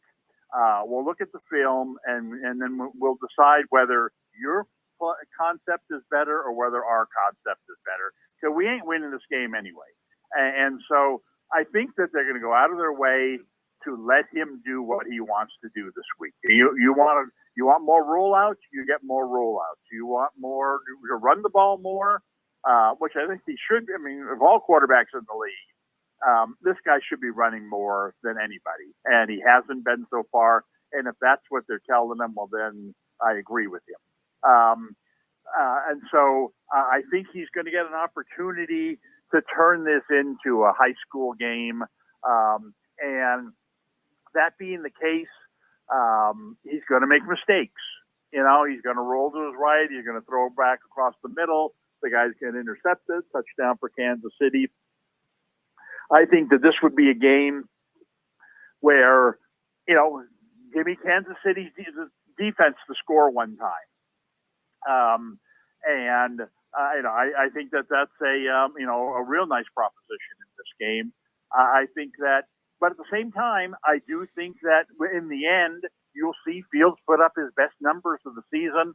He'll run more than ever. He'll throw the ball deep more than ever. And hopefully he'll get more involved than ever. And so I think this game could turn into a very high scoring game. Right. Yeah, it could. Because, you know, Chicago's doing crazy things. Right. You know, there's a reason why the coach has put handcuffs on you. You know, he doesn't want you fumbling when you roll out. He doesn't want you throwing the ball to the other team. Well, you know, you're telling us that's not going to happen anymore. Well, we'll see about that, you know.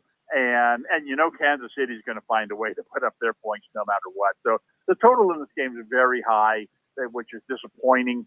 But I still think it's got a real good chance of getting there. And I do think that Chicago is going to have their best offensive game of the season.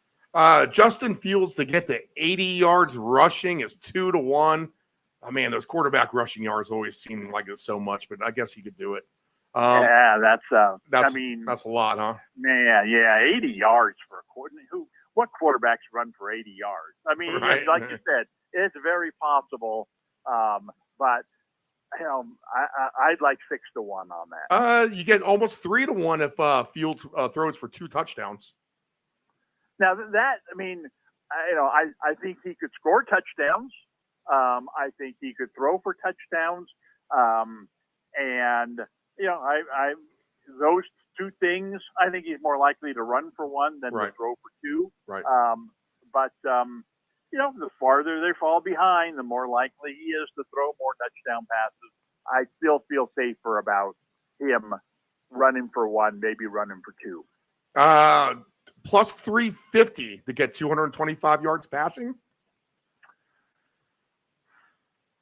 I mean, I don't know. Like I said, his yards passing and his yards rushing kind of fight each other. Right. You know, the more he runs the ball, the less he passes the ball. Okay. If he's going to run for 80 yards, he ain't going to pass for 225.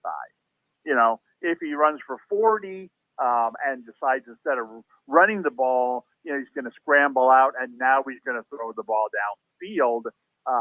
Well, that's going to cut into his rushing yards, but it's going to add to his passing yards. So I don't think he's going to get both of them. And it's kind of hard to predict which one, you know, is more likely. Okay. Dallas is in Arizona, 4:26 p.m. Eastern Standard. The last of the 4:00 window games. Cowboys laying that same 12.5 as Kansas City is. The over-under is 42.5. Can Dallas get to the over by themselves in this game? I don't know why they would want to necessarily. Right. I mean, this should be a game where, you know, this is, as I mentioned before, this is the game the Chargers need this week. Right. You know, they need a breather. Dallas has had, you know, obviously has had a pretty easy so far. And this is another one. I just don't see Dallas as being one of these teams that's going to run up a big score on somebody. I think this is going to come down to, can Arizona put up any points against Dallas's defense? And I'm not confident that they can put up 14 points in this game. And if they don't, then Dallas is going to have to score in the 30s. Yeah, it's 50-50 whether Dallas gets to the 30s in this game.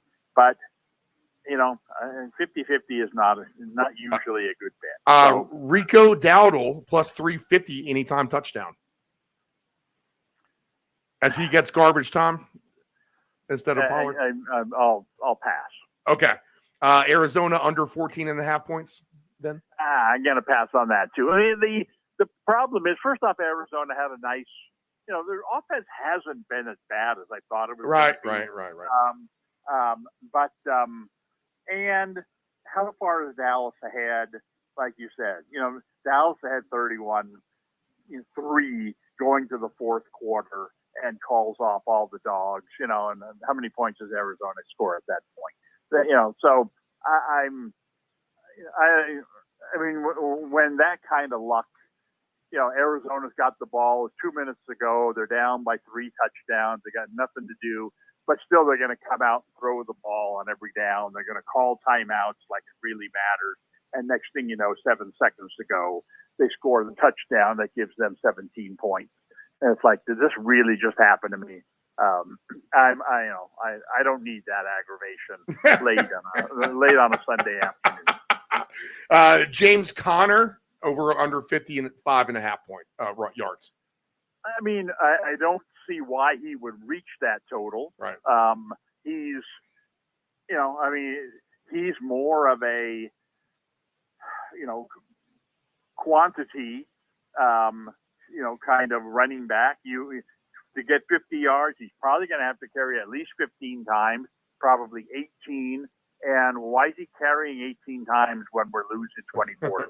Right. You know, and so I don't know that's and well, he just ran off a 40-yarder. That's not really his style. And Dallas is very good defensively. I mean, I would think, you know, again, I look from a fantasy perspective. If my opponent had Connor playing, I'd feel very good about it. All right, let's get to the night game in Vegas with the Steelers and the Raiders. Vegas slight favorite, -2.5. Over under 43. Still trying to make what this Pittsburgh team has on offense here. Pickett, probably not living up to expectations, but he's played some good defenses out of the gate. He's going to get a Raiders team that's going to give you a lot more on defense here. And in fact, you talked about Jacksonville not getting pressure on the quarterback. The Raiders have a hard time of doing that as well. So maybe the Steelers with a little bit more success. With that being said, but the Raiders are at home here. This should be a interesting fan base. Black and gold against black and silver. How does this one play out? Well, I like the Raiders' chances in this game. I think it sets up really well for them. You know, it's one of those things where if you had asked them coming out of the gate, opening at Denver and at Buffalo, you know, we're going to give you 1-1. Yeah, you take it. You know, will you take that? I think they would definitely have taken that. They got that. And, you know, and the way that it played out, well, they got it in the first game. And so, okay, as we talked about last week, they weren't going to win last week. There was no reason for them to be excited about going to Buffalo last week. And they played like it. And so, are they as bad as they looked last week at Buffalo? No, I would completely throw that game out. I don't think the Raiders are a great team, but I think they're very comparable to Pittsburgh, at least what we expected of Pittsburgh this year. I think Pittsburgh's been a huge disappointment. Right. I mean, they were very, very, very lucky to win last week. You know, they've opened at home against the 49ers where people thought, you know, Pittsburgh at home, opening day, you know, be careful. They were a complete no-show.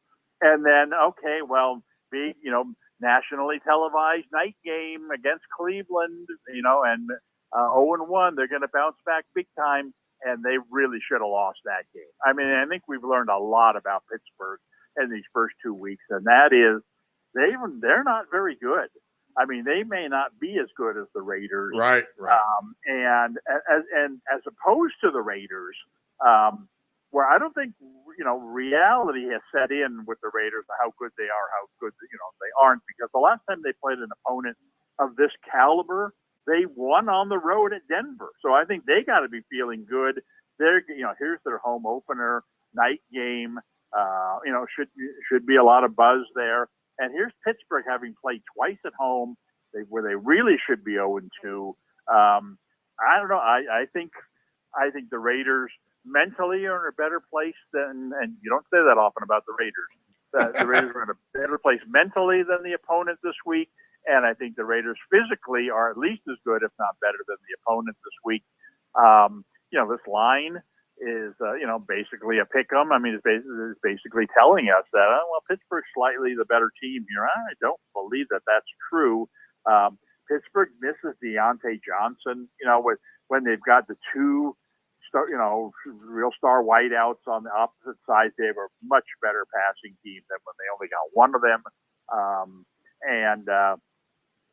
I think the Raiders are the better team here. I think the Raiders I don't think this is a blowout in any way, but I do think the Raiders should find a way to win this game by, between 3 and 7 points. Okay. All right. And no Devontae Adams on the injured list, actually. So he's actually off the injury list. So that's good to see after he left the game early last week at Buffalo. Yeah. And then, I think the Raiders are in good shape physically. Considering, like I said, they've, you go to Denver, you go to Buffalo, two teams that are supposed to be pretty good defensively. You think you got some bumps and bruises there. I think they're in good shape. All right. And the Monday night game, you've talked about a little bit already, but the Rams only a field goal underdog at the Bengals, over under 43.5. And like you said, the Bengals are on a much different level than the Rams, right? Well, I mean, what gives? What explain to me this line? Yeah, I don't know. I guess it's just because of Burrow.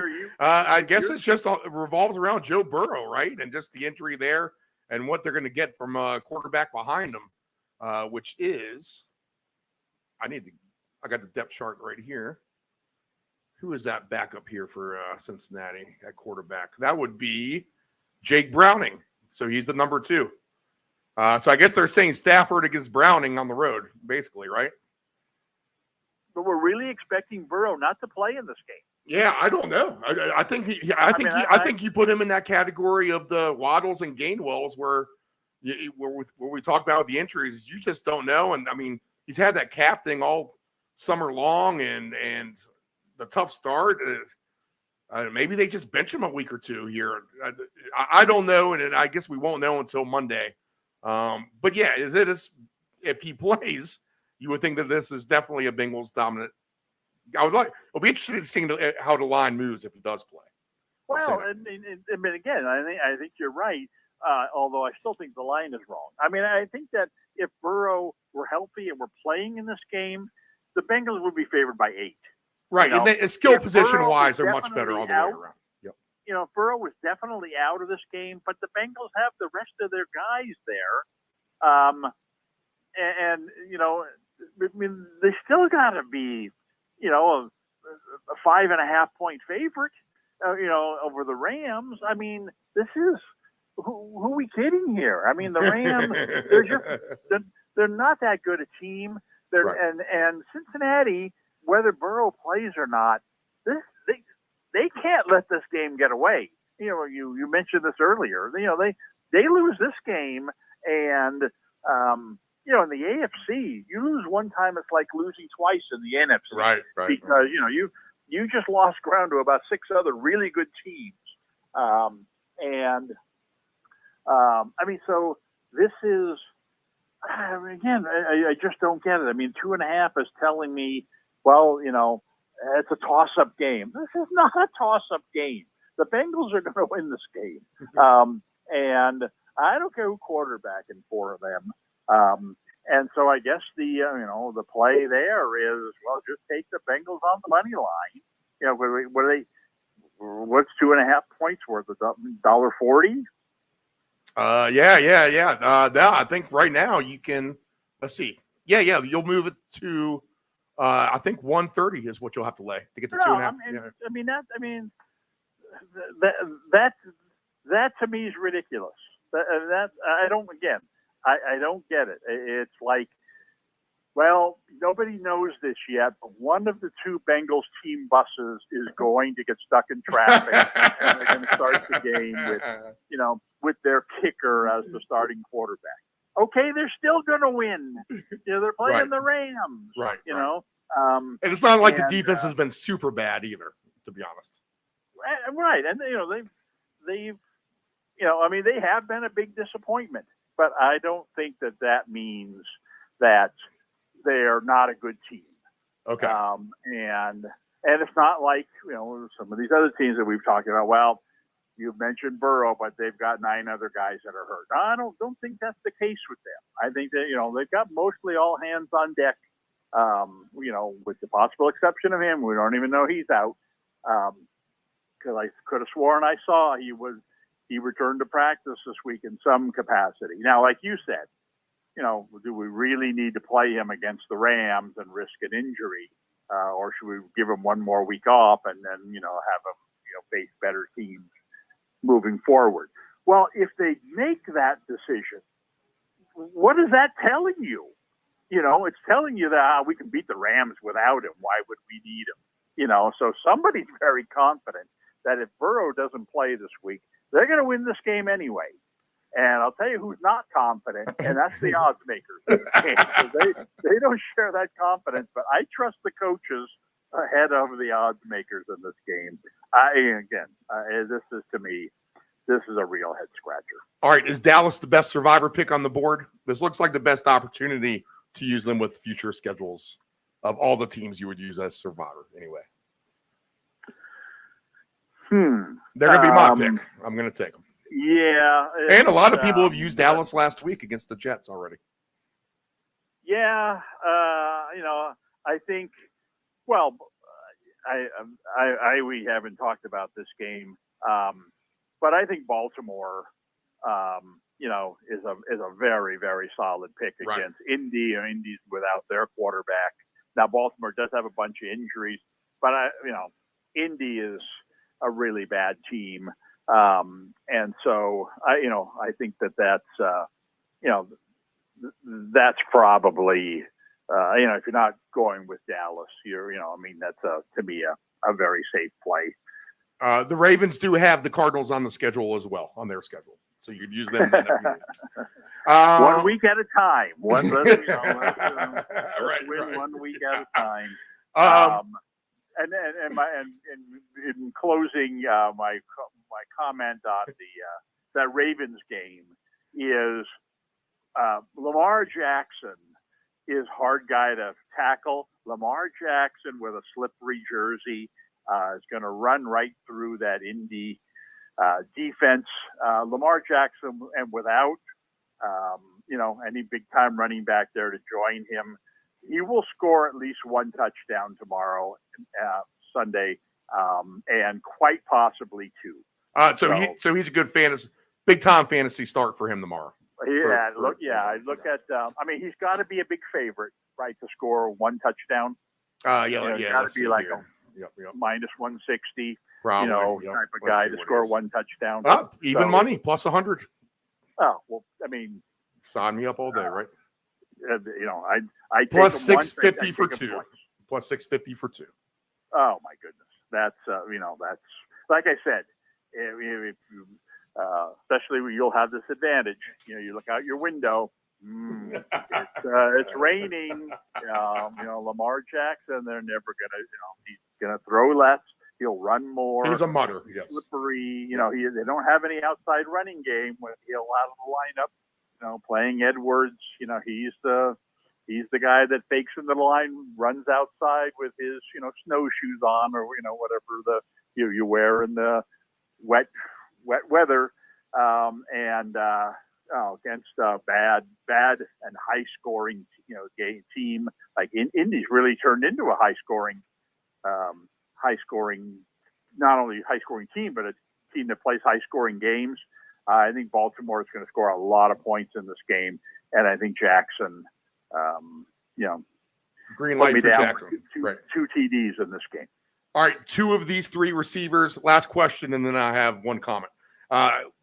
2 of 3 of these receivers: Gabe Davis, Jerry Jeudy, Romeo Doubs. want to be playing this team. Not my team, by the way. Okay, so Dobbs. I mean, if you have to take one of the three, not one of the crazy three, about that. one of the three. Judy. Okay, I mean, Judy is playing in a high scoring game. Right. There's a chance that Denver could fall behind in this game and get involved in one of those high scoring games, which have already been involved in the one last week. I can see him having, I wouldn't mind having him in my lineup. The third guy was Gabe Davis. Gabe Davis. Well, according to you, there's going to be fireworks there at RFK or whatever the name of the stadium is these days. I don't know. I think he's been disappointing. And remember, it's going to be raining tomorrow in D.C. Amateur San Francisco meteorologist is telling you. I'm always wrong about the weather. Trust me.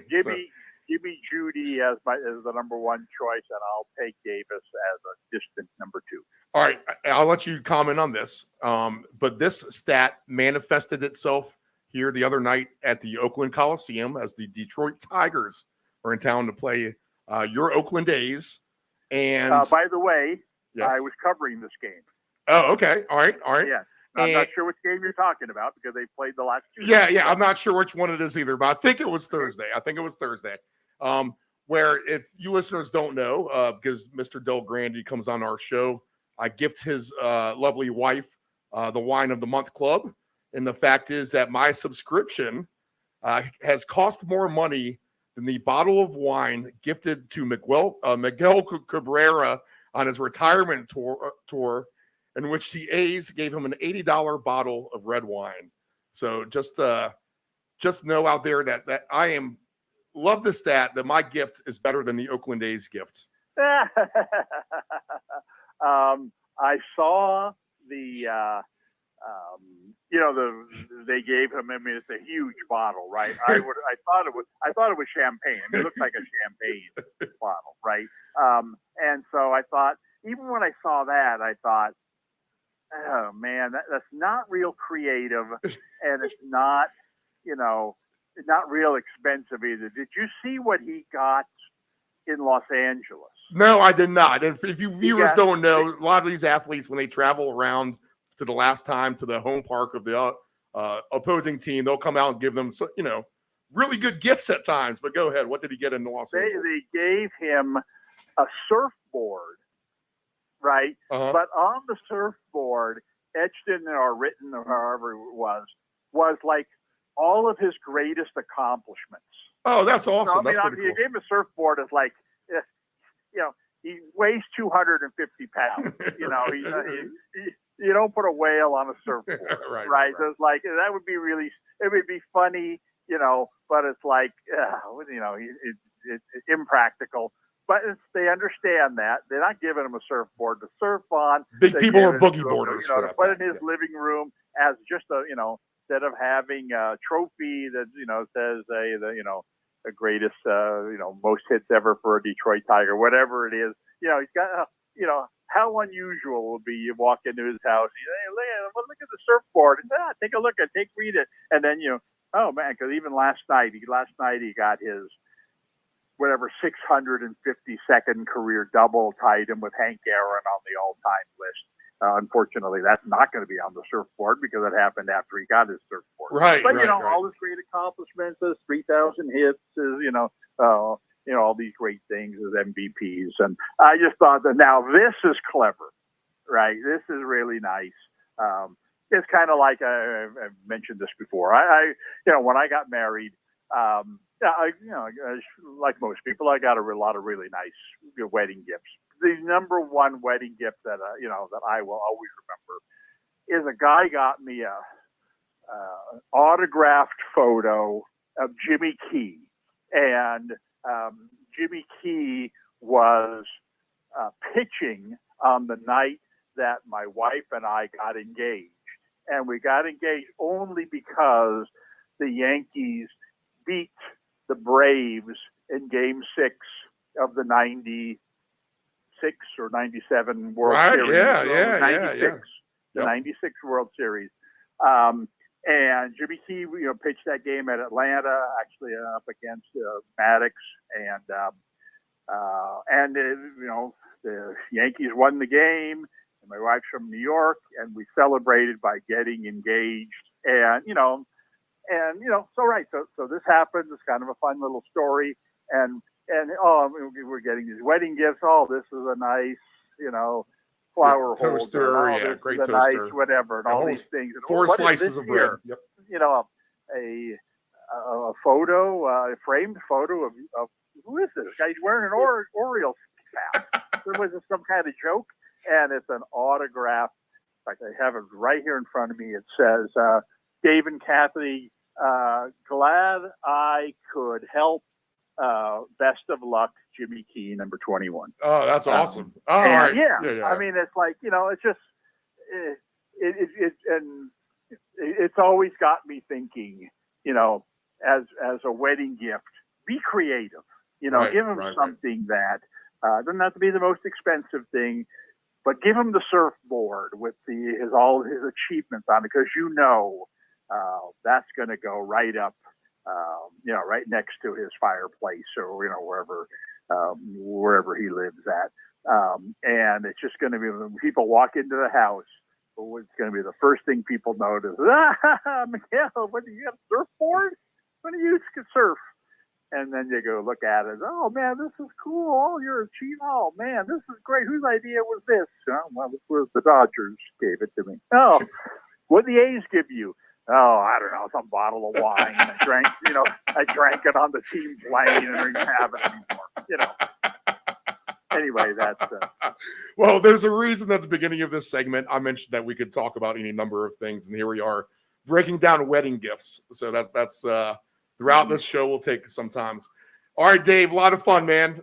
Enjoy the games. Take it easy, and we will talk next time.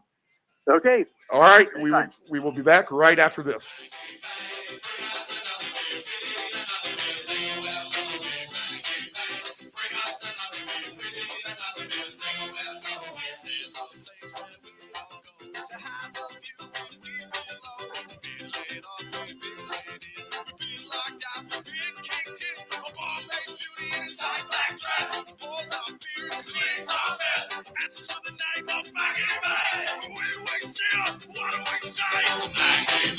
Bring us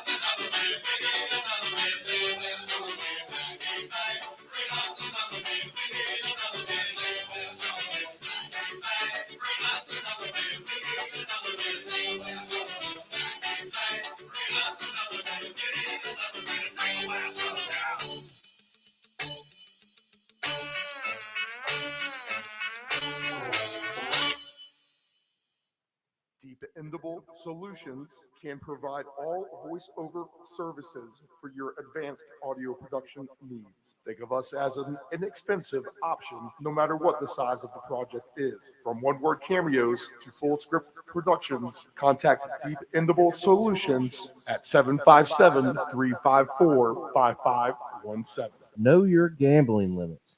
Don't ever bet what you can't cover. Wagering on sports is only fun when you do it the right way. Not every bet will win. When you get on a bad run, know it and avoid trouble. Know your gambling limits.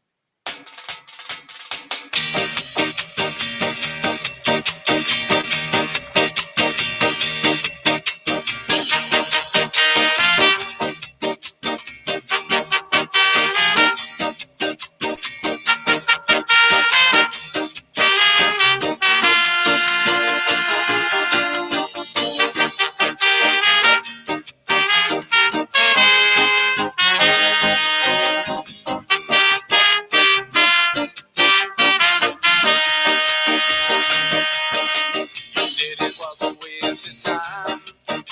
You said that I would change my mind.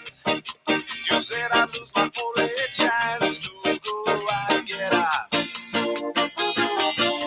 It turns out you don't really know what you've been missing, my friend. And you might have her now. I got something better.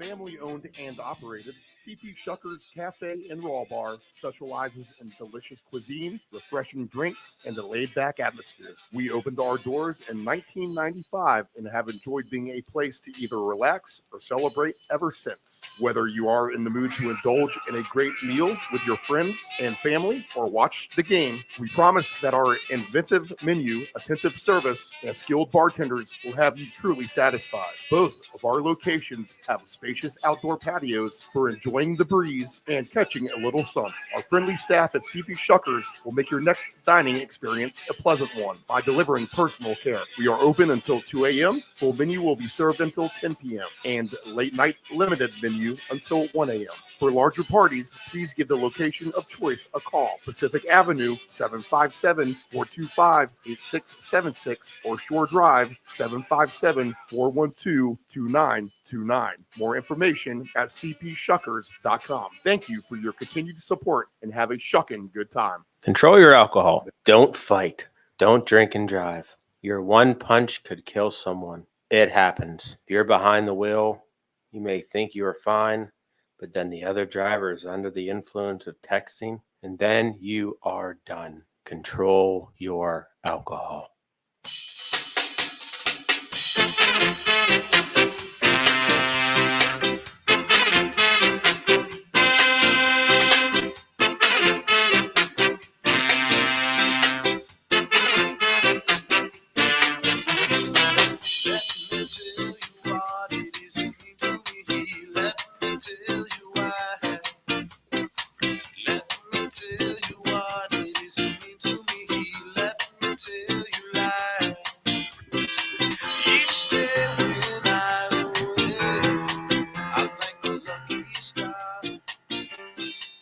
The docile Sunday morning sounds of the Pie Tasters ringing through the Deep End Broadcasting Studios. It is September the 24th, 2023. I did not note the date at the beginning of the show. On this hurricane-riddled Sunday where there's no hurricanes whatsoever anywhere to be found around our sporting events. Beautiful skies in the UK right now if you're watching any of the EPL games that are going on, a full slate there. So go ahead and tune us in on audio and tune out the blokes. Wrong country, Dave, but you get the point. The Australians did come from the UK, though. We got to remember that. Nephew Dave is in the studio. What's up, Dave? Good morning. Any crazy bad beats yesterday? Last week was the 10-leg parlay with a 61-yard field goal that kind of did you in. Anything yesterday to mention? Not much, Steve. I had two chances at it. One was soccer, actually. I had Everton to 0. Everton, man, Everton would have paid good. Yes, it would have.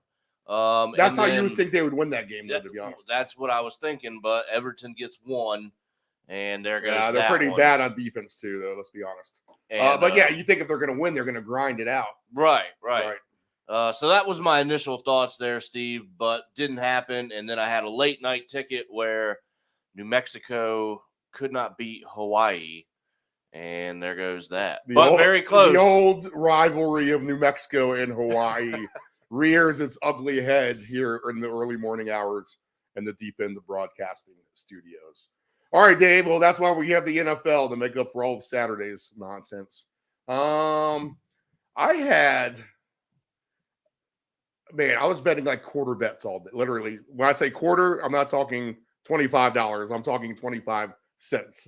But I had a bunch of like $1.75 plays, and nothing really clicked together at the end. But I did have this complete El Cheapo round robin that would have ended up paying $1.6 million on 7 football games. And I'm looking at it, I'm like, this isn't that crazy. And I probably should have won some money. I kind of gave up there at the end. I'll tell you what it was off the bat, because you got to do great. And people, if you're listening to this show for the first time, we've been bad at the lessons here so far in 2023. I figured last year when we did this show, I was good about explaining things, how we went, why you should do things one way or the other, et cetera, et cetera, et cetera. So here's one of those stories. So you can do things, people, where you move lines around and do all kinds of craziness, where you can turn your, even $1 into several $1,000s. In fact, I saw a guy mention to me on the social media that his buddy had an 80-cent horse ticket that won him 10 grand. So how about that? Just because someone was, this conversation spurred because of a pick 4 lottery ticket in which a guy had like 25 plays on it. So won him, whatever that is. I think it's $125,000. Then they'll chop the taxes off, which they will too in sports gambling, of course, legally. But your odds to win, like the pick 4, are astronomical. I mean, it is literally 1 in 10,000 to get those 4 different numbers to pop up, and they're only paying you 5,000, right? So they're only paying you half the price back. Where in football, you can do that kind of thing and pick 7 football games like I tried to do last night. And even if I hit 3, I'm going to win a few $100 of this. I should even check my account. Maybe I don't think I backdoored anything. But if you move some lines around and do some different stuff, then it helps. And thus the title of the show, The Round Robin. The Round Robin is this, if you're trying to understand the meaning of that. I actually do have some good artwork, Dave, for us. I need to get up this week. The Round Robin is combinations of parlays. So let's just take 5 teams, for example. If you have 5 different teams on the NFL today at 1 o'clock, 4 o'clock, 8 o'clock, doesn't matter where, you can do whatever you want. Say that, screw this hurricane weather nonsense that I've been hearing. I'm going to take the over in Washington and Buffalo. And you know what? They're going to score a lot of points because I like what I see from Sam Howell, and I know Josh Allen can ball it out too.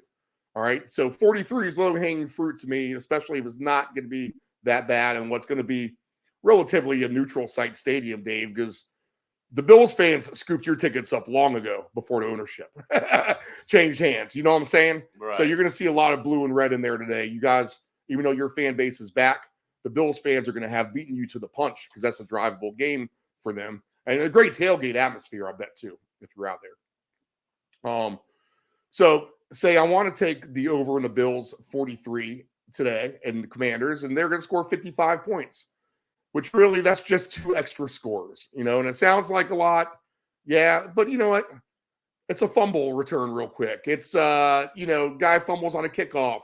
Guy runs a punt back. There's all kinds of ways to accumulate cheap scores fast. And yeah, you do get some of these games where you think they're going to be lower scoring games, and they do go over. It happens all the time. That's why it's wagering. So if you take something like that in the round robin and say maybe 4 other different kind of games, then you have combinations of different parlays. You have all those teams in the 5-game parlay. If you have 4, you'll hit a 4-gamer because the one you lost, if you went 4-1, you'll have 1 loss. There's only 1 combination of the 4s. But if all 5 hit, you're going to hit all of the 4-game parlays too. And then it trickles down to the 3-game parlays as well. And there's a lot more combinations of the 3-game parlays than anything. So you always want to do that at least.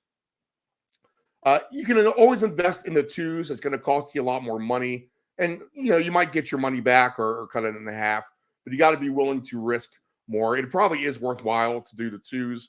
You just need to have a little bit stiffer bankroll because there's so many combinations of 2s that cost you a lot more money just to do that. So you kind of hope for the best with the 3s, 4s, and 5s maybe, and hit it low on the dollar scale. And, next thing you know, you can have a $20, $30. In my case last night, I think I had a $20 7-team parlay betting 75 cents and stuff, but literally that's what it was, 1.6 million. Tell me if this didn't sound too crazy to you, though. It was Notre Dame to win by 6. They could have won that. I did take Iowa just to, because of the craziness. Yes, it's a hype game for Penn State. Yes. Everyone's going to bet on Penn State. Yes. That's why you take Iowa. That was just kind of my football feeling. And here's the thing. You're throwing a dart out there completely too, right? And Iowa didn't play too bad except for their mistakes early, which doomed them in. I mean, they were actually kind of hanging in there until their turnovers. But North Carolina minus 31, where they were approaching that number at some point. And I don't think they covered that late because Pitt ran a kickoff back. But I had Texas minus 31, which hit.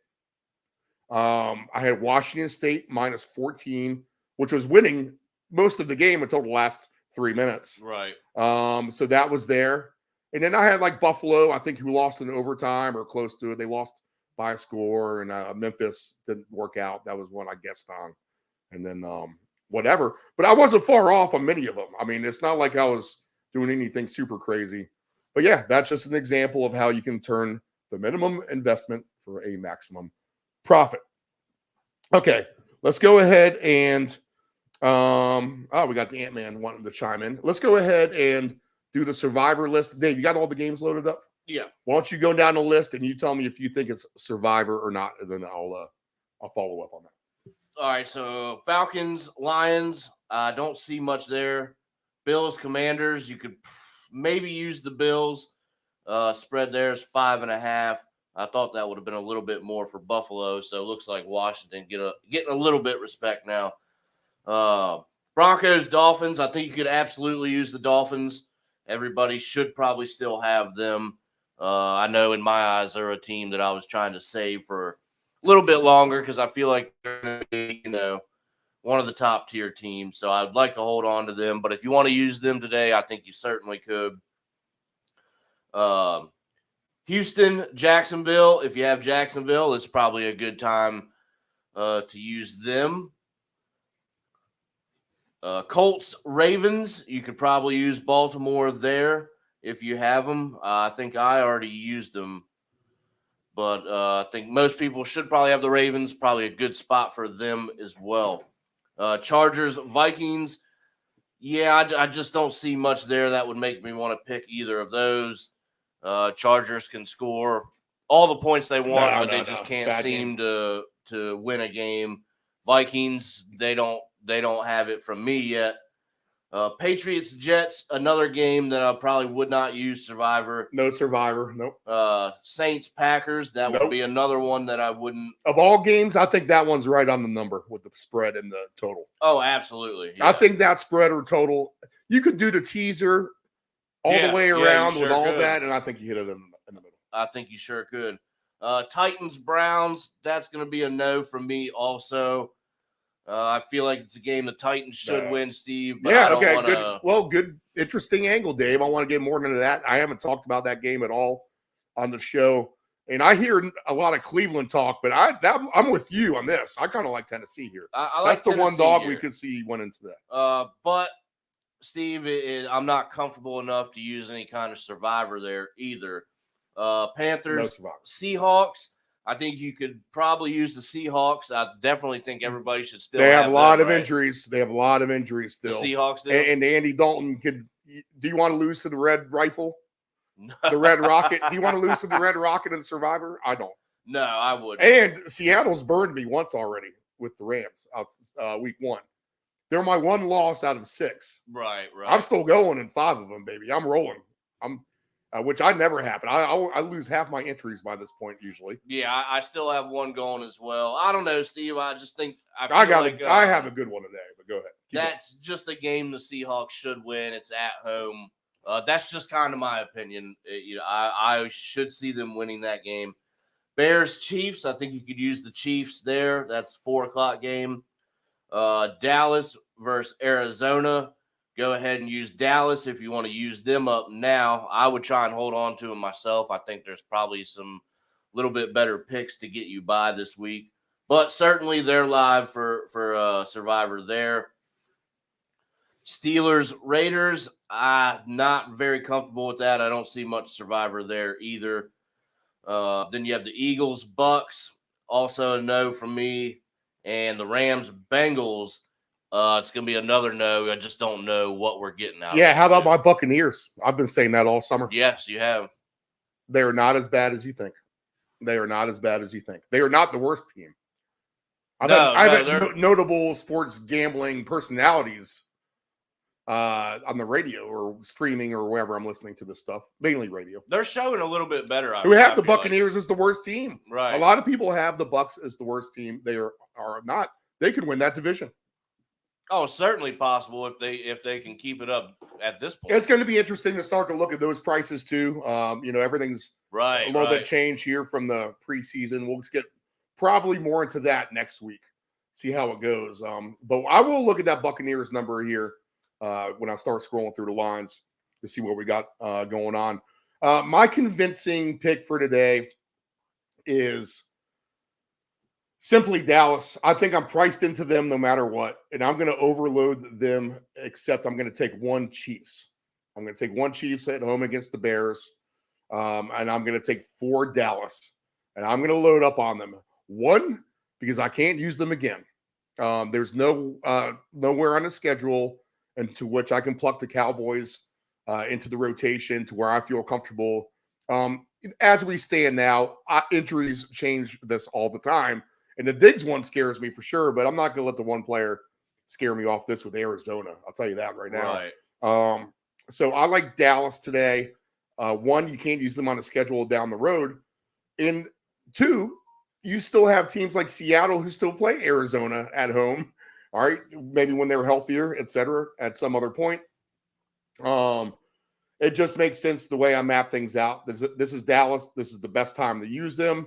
Let's just get this win and move on. And if you think everyone's going to be on Dallas, you're actually wrong, because I would say a good 30% of the pool used them against the Jets last week. So they're going to have to find someone else to use to get them by this week. So I think that's a good strategy to go ahead and pluck the Cowboys now. Get that bad taste out of your mouth if you're not a Cowboys fan. A lot of people won't take them because they are not Cowboy fans. But this just is a game where it makes sense to me. The one ticket I have is an automatic fade of the Cardinals. And just as I'll go through it, and I've had some different teams chalked in, and I did have Seahawks chalked in there as well at some point, but I moved them out. I don't like the Andy Dalton losing to the Red Rocket theory. Red Rifle.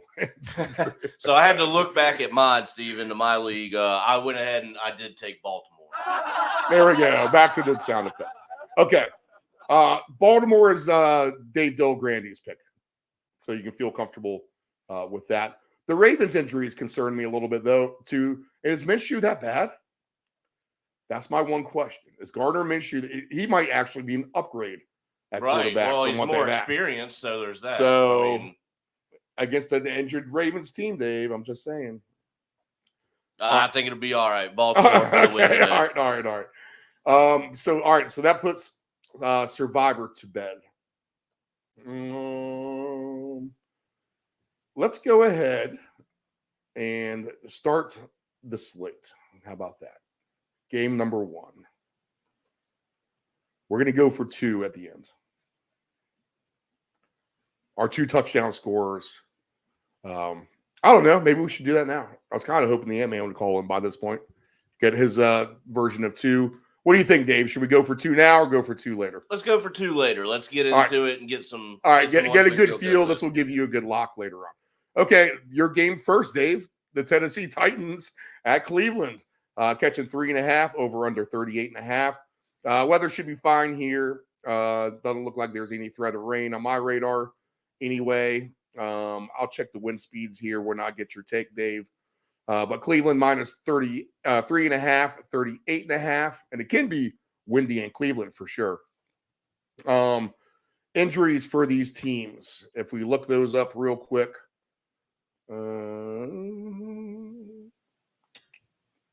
Obviously, Chubb is the big one with Cleveland, so you're gonna have to fill in behind him. But hey, that kid played pretty good behind him, and now you got Kareem Hunt as well. Deshaun Watson not playing up to his expectations, and man, the controversy around that signing just from the get-go. And if this is the way it's going to pan out, this is why you just shouldn't have done that in the first place. Just don't put yourself in that position overall. So Cleveland does have that kind of karma going for them. The Titans seem to be relatively healthy by standards to other NFL teams as far as their injuries go. So they should be in good shape here today. These are 2 teams that seem to mirror each other significantly too, to be honest. I could see how this plays to an under for sure. And I could see how Tennessee definitely does win this game. I think they have a little bit of mojo going after beating the Chargers last week in overtime. And they actually moved the ball in offense pretty good. And now that is a bad San Diego defense, and the Cleveland defense is better for sure. They were really good against Pittsburgh's offense. That game was kind of a fluky over because of the defenses. So I'll lean Tennessee here. I'm not a fan of Watson back there at quarterback. But at the end of the day, I think this is going to be a no play for me. But I like the Titans better than the Browns in this spot. Yeah, Steve, I'm siding with you there. And if that's going to be, I might actually even take a Tennessee money line or move this spread. I think it'll probably be a close game, but I just like Tennessee more. You know, you always are in good hands when you have Derrick Henry back there too. Like you said, they move the ball pretty well against the Chargers. You mentioned bad defense, but still we think the Chargers, you know, will at some point kind of try and turn it around and be more of the team that we kind of thought. And then they had that 1-point loss to the Saints. So they're playing tough football, Steve, and I just like them in this spot here, especially with the injury to Chubb. You know, I don't know if that's going to play any kind of mental games there with the Browns. It has to a little bit, I think. You know, you're thinking about that. You know, they're thinking about that. We lost our homeboy. Exactly. You know? They're a premier running back, so that's got to be kind of lingering a little bit. So, Steve, I just like Tennessee in this spot, and I think I will take them on the money line. Dave, gentle breeze out of the northeast in Cleveland right now. 69% humidity, 64 degrees. So good conditions. You know, we talk about under games. This is not a game promoting that. That's for sure. If we look at a couple other Titan things right now, let's just look at what Henry's paying. That'd be the one I'd want to see today. Hey, man, plus 800 for Derrick Henry to get to. You could actually kind of get me on board with that, I think. That's a really good number, Steve. That's a good number for Henry, considering that's a big line, but he's a big boy. He can take down any line, to be honest. So you're getting 8-1 on him. Kareem Hunt is paying 24-1 today for 2 touchdowns. Jerome Ford is 12-1. So there's some sneaky 2-touchdown score numbers if this game can get some traction with some scoring. So I would look at some of that. In fact, I would even go to anytime touchdown score here. And if you take someone like Kareem Hunt and Derrick Henry just to get one, you're getting plus 750 today. Oh, I could see that. So there's some sneaky little good numbers here in this Cleveland Tennessee game. The general consensus is, when you look at it, that this is an under game, under. You know how I like to do it, Dave, over. And, all we need is for these two teams to get some traction. Now, when we talk about a league full of some bad quarterbacking, these guys have had reps and have done well at times in the past. So you're talking about 2 veterans as well, trying to accumulate these points. It's not like we're asking the Carolina and the Panthers to get here in a game with each other. Right. Carolina and Atlanta, So good numbers available there. You got anything else on this one? Steve, I do. And here's, this is something that you always preach. Shop around. Right. Because for 2 touchdowns for Henry, I'm only getting plus 475. Wow. Okay. That's a big number. So you're getting the better over there, and that's why I always say shop around. Hey, you're getting good numbers on Tannehill today. If you think he can get to 225 plus, you get 2-1. 250 plus is plus 390.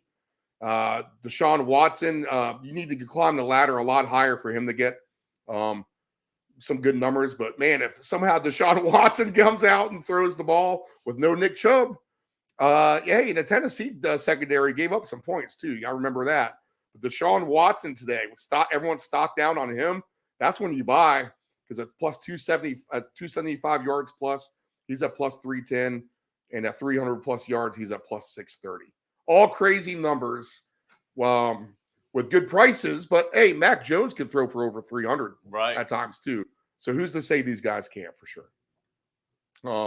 So interesting numbers at least available in the Cleveland-Tennessee game. That being said, it'll be 9-6 in the third quarter. You're probably right. Okay, let's move on to a game I talked about with Del Grande. He loves the shootout here. The Chargers are at the Vikings, 1 o'clock Eastern Standard Time. Vikings now 1.5, over under 54.5. Minnesota is like the Chargers light to me. They're the Chargers Ultra, if you will. If you like that Modelo beer, the Ore or whatever, they're the Chargers Ore. That's Chargers, the Vikings. Ore. Junior varsity in a sense, but they're both pro teams, obviously. I just think there's more skill positions that people know the names of on the Chargers than there are on the Vikings. We know Justin Jefferson, Right. Kirk Cousins. There's TJ Hawkinson standing in the back. And who else is on this team? You know, and that's kind of the way you look at it. But they do have some decent players, and Cousins can't throw the ball around the yard here. Both teams suffering in the rushing area as well. Eckler is out. That's the big name out on this game. Injury-wise on this one, doing a good job of the injury. I got the best injury list to go to now, Dave. Did you find a new one? I found you know what? I went to our one I use for the hockey. Oh, there you go. Which is always up to date to the minute. Let's see here. As I scroll to the Vikings and the Chargers.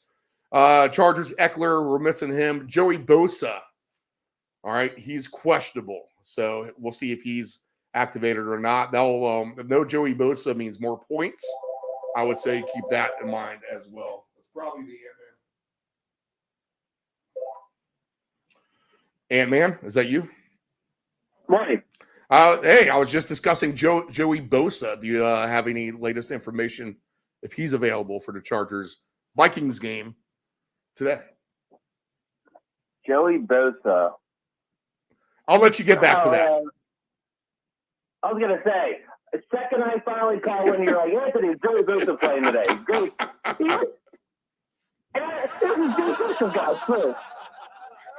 I figure I'll throw you a straight curveball right out of the gate. You're like, man, where did that pitch come from? Like, I can't hit that thing. Who is Joey Bosa playing? Can you update us on that? All right, so we'll get back to that. But let me get back to the one game. We just started on the Chargers game. We've talked about one game real quick, Anthony. Good weather conditions in Cleveland.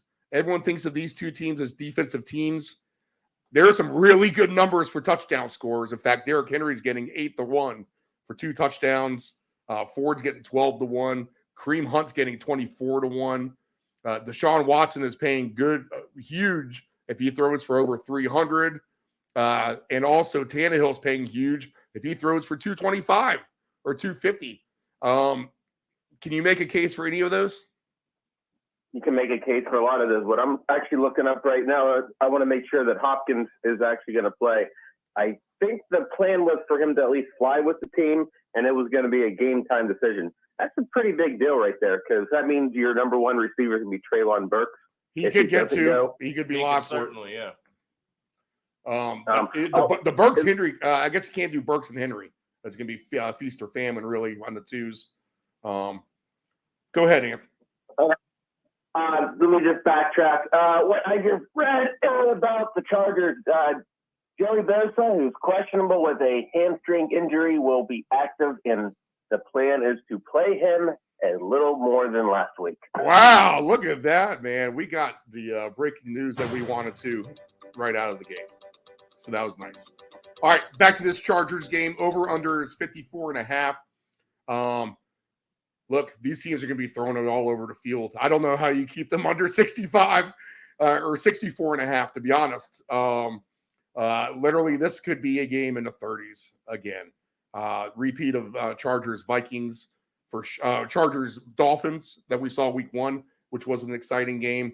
So this is definitely going to be on one of the TVs for sure, and one of the bigger ones. But we need to watch this Chargers-Vikings game because this could be a fantasy free-for-all. A prop free-for-all, same game free-for-all here. Yes, give me the points here. I'll put a ton on them. And you know what? I think the Chargers actually rebound as well. I don't think that they're an underdog in this game. They are a better team than 0-3. And the thing is, Minnesota can survive 0-3 in that division. Because at best, with a Detroit win today, they'll just be at 2-1. And everyone else is winning a game no matter what still. So at worst, they can only be 2 games back. Plenty of time to make it up for Minnesota. On the other hand, the Chargers, not as much time. Well, maybe not division because Kansas City has a loss already. But what you don't want to do is get behind in the wild card game. No. You're not going to win the division. There's so many good teams in the AFC. 0-3 in the AFC is not a good way to get into at least a wild card at this standpoint of the season, just 3 weeks in. But I love all the total points here. Over. Dave, what do you got? So, one, Steve, is this finally the week that Jefferson can get in? Do we put any kind of stock on I that? think you can actually take him for 2 as well. I think something tells me that he finally breaks in and gets his touchdown today, maybe 2. But, Steve, I think this game really sets up for the play that I always love, and you know exactly where I'm going with this. Each team for a touchdown and a field goal in each half is at 13-1 for this game. So that's going to be something to sign me up for. This is going to be a shootout. We're thinking them. So they both get a field goal and a touchdown in each half so at 13-1. 10, How does that not happen? I mean, that's what I'm thinking, Steve. So that's going to be my biggest takeaway. And usually I see the menu. They're just dumb enough on offense to have to settle for 3. Both of these teams, right? And I see this week to week on this book, especially with games like this that they think are going to go over. I've noticed that they've taken this away from some games, and I'm surprised that they haven't done it here because this should definitely be achievable. So, Steve, I'm going to take a shot there at 13-1, and we'll see what else we can find to put with that. All right. I like it. Ant-Man, you love scoring. You love to see some touchdowns. This game has that written all over it, right? I feel like the Chargers and the Vikings are the same team. I really do. I think I said that before you got on the air. The Vikings are the Chargers light. They're the Chargers ultra. If you like the Modella, they're the Chargers Ore. Like they have the same complement, of receivers. The running game's terrible. Obviously, Eckler's out. And I don't know if you brought this up, that Cam Akers just recently got signed with the Vikings. Yes, Akers on the Vikings now. Which, that's going to be good. They'll use him well, actually. I think that is a sneaky sign. It is. Yep. And you got to also think that, the Vikings played the Buccaneers week 1 and then the Eagles week 2. Of course, everyone's going to stink against those. Those are some pretty good running defenses. So who knows? Maybe Madison was just built more to be not to be the guy. Maybe he just needs another one. So because he always did good when Dalvin got, they took him out for a breather. Now he's the guy. He's underwhelming. But we'll see what happens. Who knows? Maybe. Actually, what are the odds for Madison to score twice today? Let's see here. He is. I don't know if I'm going to do it. Plus 420. Plus 420. For 2? Yeah, I'm not a fan. For 2 touchdowns, yes. Madison is plus 420. That's terrible. Okay. They're expecting scoring in this game. That's what I'm saying. I mean, so they're just expecting touchdowns. Josh Kelly's plus 320. How about that? He's getting an Eckler number. Now, that's why I think you take Jefferson at plus 600, to be honest. Yeah. If this would be the one. Now, Hawkinson at 13-1 is nice, too. Yeah. What I would do is I would just sprinkle a bunch of people in. Because, I mean, Osborne scored, Addison scored. I know Jefferson didn't score last week. Throw the Hawk in there. Throw Madison in there. Heck, throw Tyson Chandler in there. Might as well. Hey, your boy Donald Parham, 45-1 for 2. You might as well just take him to score first, because he's going to be the prick that scores first and ruins everything. Parham for anytime touchdown is plus 390. This is our best show of the season. We're really deep diving on these. And Parham is at 29-1 for the first touchdown. I'm so taking him right now because he's the kind of player that scores first. Not the Mike Williams, not the Keenan Allen. It's Parham. That's the guy who always scores first. I mean, there's going to be some weird scores coming up through in this game for sure, because just the sheer amount of points will dictate that's the case. All right, so everything's a green light here. Here's the one I like too. I ran this belt by Del Grande. I'll throw this both at you guys and the audience. Again, in case they are just tuning in. But I would look at something like Justin Herbert over 300 yards and also Kirk Cousins over 300 yards. And that pays a nice 3-1. And if you take them both for 325 each, that's going to pay 6.5 to 1 now. Those odds are actually dropping. It was closer to 7 to 1. So there you go. Everyone's listening to the show, firing on the sports book. I don't have time to put these bets in myself, people. I should hold some of these back for sure, for that sure reason. But there you go. But you guys get on board with the passing yards? Yeah, absolutely. And the 300 is probably more comfortable for me. That's what I'm saying. Yeah. That's kind of a sure thing, Dave. Yeah, You know, then Nephew Dave walked in here like, I'm not sure what I'm going to bet on today. Here we go. We got a nice little parlay cooking already. So there my last thing with this game is I think this is going to be the time that Mike Williams finally gets in the end zone. Oh yeah. Okay, there you go. Yeah, he's live for sure.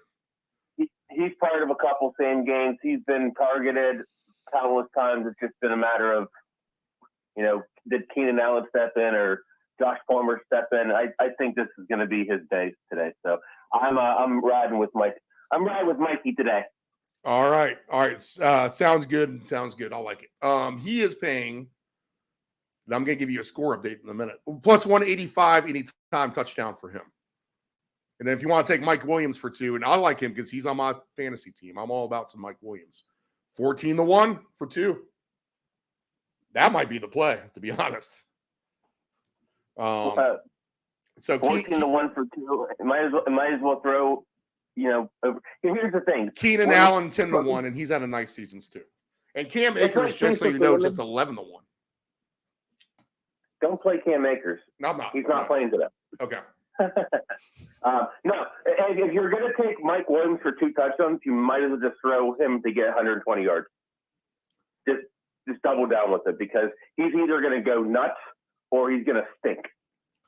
All right, quick halftime update from the English Premier League as we have 4 huge games on that we talked about. I'm going to say so far so good on my little ticket I got going on here. We'll see because I got draws and dogs. But 1-1 Arsenal Tottenham, 1-1 Bournemouth and Brighton, 0-0 Aston Villa and Chelsea, and 1-1 West Ham and Liverpool. So all interesting scores if you follow the EPL. All right, so the green light for everyone on this Chargers and Vikings game. All right, boys, I smell a sucker, man. I'm telling you, at 1 o'clock Eastern time on the East Coast, all I'm hearing about is how sluggish this game's going to be. There's no Aaron Rodgers. It's a Bill Belichick deal. He likes to lock down the Jets, and he has done so emphatically. He kicks the Jets' butt for decades now at this point. But the Pats, and this is a system play.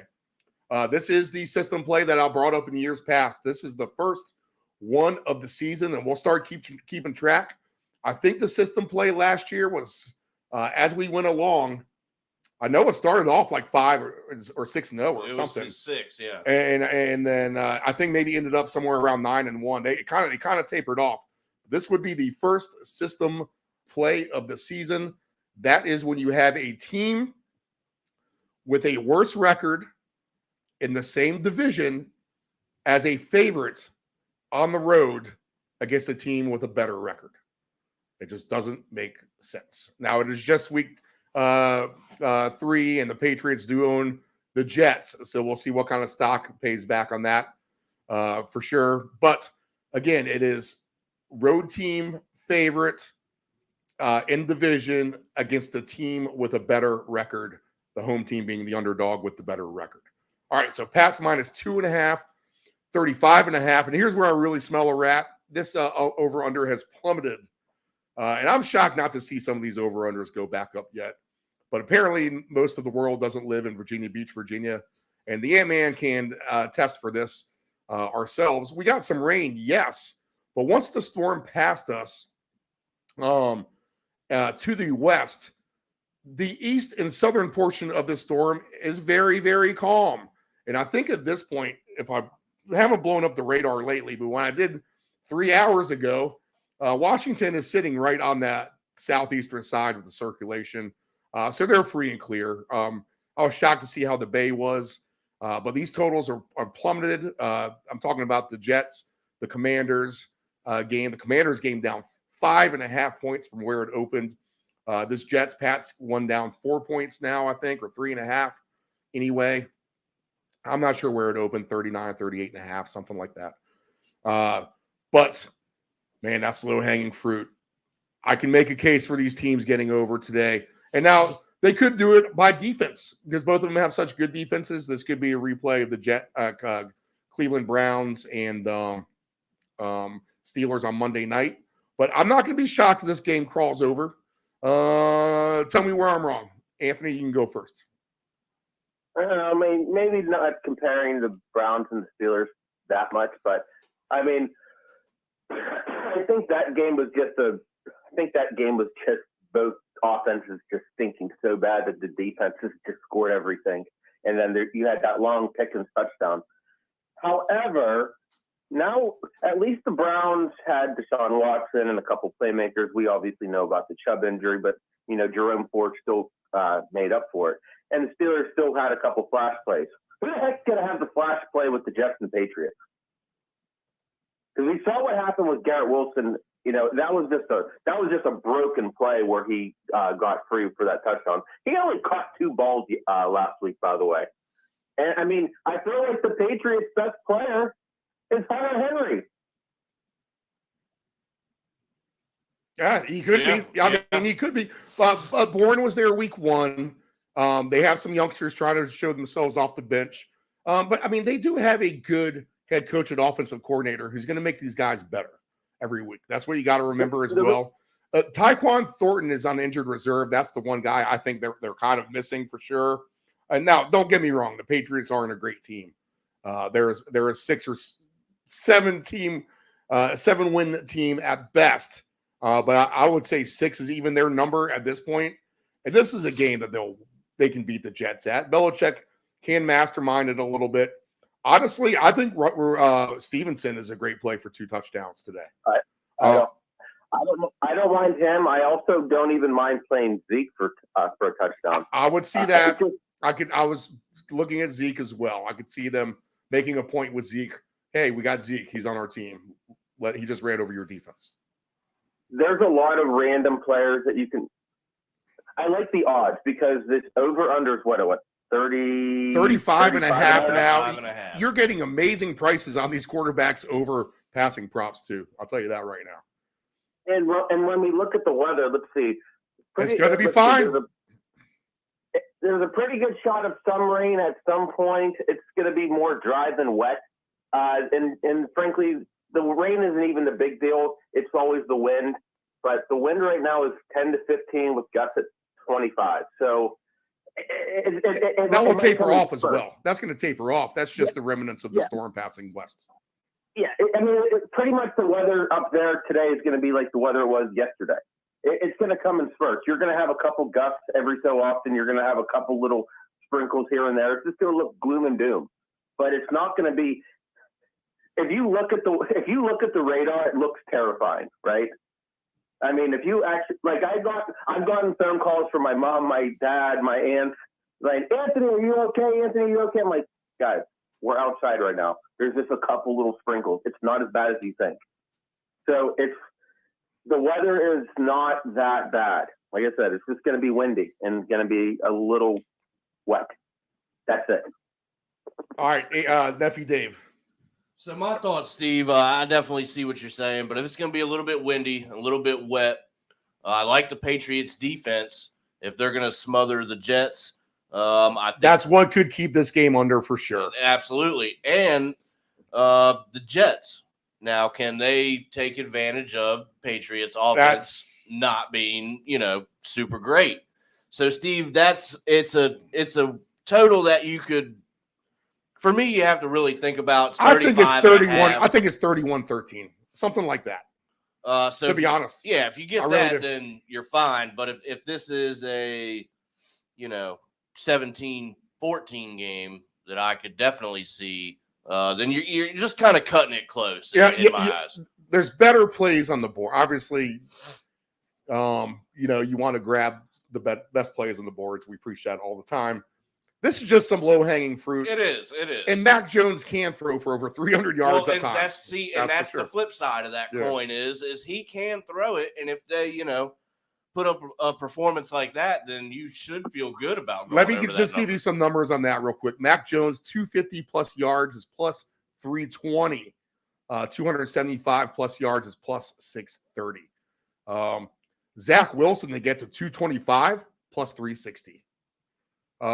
So I can see a world in which Zach Wilson maybe finds a couple, like you said, they do Breece Hall screen pass. There you go. He's running down the sidelines. There's 90 yards right there. You know what I'm saying? So that thing could happen. I expect to see more Breece Hall today for sure. They need to get the ball in his hands. They still have Dalvin Cook, who's capable of breaking something too. Steve, and so Hall, these were the three players I was looking at in this game for any time. Hall plus 215, Elliott plus 350. I don't know why, but I really like that number, maybe down at the goal line. And then Lazard at plus 425. So I think those are the three players that I would probably target in this game. All right, Anthony, anything else on this? Oh, I'm actually I'm looking at the books right now. Just for my own amusement, why not play both defenses to score a touchdown? It's at 100-1. You could. Yeah. Is that what it says? Is that a special or is that a parlay together? I'm just messing around with some numbers. If I hit the Jets defense to score and the New England defense to score, it is 10 pays 950. So not 100-1, but close enough. Oh wow! Are you not serious? mad at that at all? Let's see, Jets, no, New England. I mean, I've already put 5 on just for both defenses. Yeah, you're right. That's what my payout is. I can see that. The Bumble Bowl, it could be that. Because what if these teams are just so bad against each other? Because remember, the Jets defense is still pretty darn good, and so is New England. Yep. And I mean, hell, what did New England? What was it? What was the stat I read? I think New England held Waddle and Tyreek Hill to about 120. I think 126 yards last week. So, do you think they're going to contain who? Is it Garrett Wilson? Is Lazard? Yep. Lazard's playing, right? Let's see. I have him on. If he's on, as long as he's on the anytime touchdown score list, assume he's in there for now. Yep, he's on there. I could see this being a big Breece Hall game because I'm pretty sure Breece Hall only got 4 touches against Dallas last week, and he showed it. He was picked off. I think they interviewed him last week, and he said, "Well, half the reason we lost or we didn't even get on the board is because you only gave me the ball 4 damn times." So I could see this being a big Breece Hall game. Hunter Henry plus 250, Breece Hall plus 190, Zeke plus 360, anytime touchdowns. Hey, maybe Juju Smith-Schuster shows up at 5-1 for once. I like Zeke on the goal line this week. I don't know why, but I could see it happening. Yeah. All right, so there you go. There's a good one for you guys out there. All right. We're getting some good ones. All right, Dave. We got a lot of games to go through, guys. We're just at 10 o'clock, so we're going to be trickling along for sure. So keep that in mind as you're trying to think and talk at the same time here. But let's be smart and get some good shit too, because that's what we need. The Bills minus 5.5 at the Commanders, over under 43. Dave, I will give you 60 seconds for your Commanders State of the Union address, and then you can take it from there. And then after you, then I'll give you my thoughts. Go. All right, Steve. So just pretty simple right here. I probably won't even need 60 seconds. Team has to start out faster. Week 1, week 2, they were lucky to get that win last week. Incredible comeback, but you're not going to be able to start like that against a team like the Bills. You're playing much better competition now. So the start is going to be everything here today, Steve. They're going to need to come out fast at home to try and keep up with the Bills here. And that's really, I think, the biggest focal point right now is just to get out and get some confidence going and start the game fast, Steve. So that's my take on that. That's my State of the Union. Games have to start better. They have to play, much better in the first quarter, in my opinion. So, Steve, over 42.5. You said that you like the over in this one, I believe, right? Yes, I do. I could definitely probably see that. So. Over under 42.5 now, so it continues to drop. Right. I have 43. If you're seeing a 42.5, I like that trend, and I'm not worried about the buyback going back up. Well, it's just not as bad weather-wise. Okay, keep going, Dave. And so, Steve, I think player props are pretty live in this one. I think your touchdown scoring list is pretty open to you. Diggs at plus 115, Robinson at plus 130, McLaurin plus 205. I like that as well. I'm getting a little bit better in all of those guys right now. Yeah, so you're gonna want to shop around. Steve's getting the better numbers, and then Dotson at plus 275. Sam Howell to run one in. We've seen that before at plus 320. So, Steve, I think I have plus 650 on that. Do you really? Yep. So I'm gonna have to shop over on my other one for sure today. So, Steve, I think it's a player prop type of game here. All right, Ant-Man. I'm just looking at some of these odds right now. Why is Terry McLaurin plus 240? Yeah, that's they're expecting an under game because of the weather, Anthony. But like I said, they're on the eastern side of that circulation. The weather's not going to be as bad now. 50-50, the fan base, as the Bills have definitely scooped up a ton of the tickets before the sale of the team. They had their tickets for this game in spring since they can travel to it easily. So fun atmosphere there for sure. This has to be a sellout. I haven't heard that, but I know it has to be just from the Bills fans alone and the way Washington has started. But yeah, you're getting good numbers on this game, Anthony, because everyone thinks that they're in the hurricane that me and you just experienced. And my DirecTV never went out. How about that? Maybe for like an hour Friday night, but the rest of the time it was fine. Well, also you got to think of it. The bulk of the rain's long gone, but there still could be a little drizzle, could linger early. Winds are still at 5 to 10, 15 mile an hour wind, at the highest gust. But the biggest thing is how we already know what the weather is. It's kind of similar to the Jets a little bit, but the biggest thing is what does the field look like? That's what I'm curious about, because FedEx Field should be decent. They only played the football on there, occasional concert. I don't think they've had one recently. They've had one, I think, a couple weeks back, Morgan Whalen or someone like that. But the biggest thing to look at for this game is, does the field look like absolute dog shit? Does the FedEx Field turf hold up pretty good, Dave? In your opinion? I think you should be the FedEx Field expert, right? Yeah. So a fast track. Both these offenses can get it going. I'm going to say that. I think. I think they definitely can. I think it's a green light for the players and the props, like Dave says. Knowing that I have half my fantasy roster in this game, because I have McLaurin, I have Brian Robinson in another league, I have Josh Allen in 2 leagues. So trust me, I'm rooting for both teams to do a lot of good things. So hopefully Washington can kind of do what they did last week. I mean, hell, they put up 35 against Denver, right?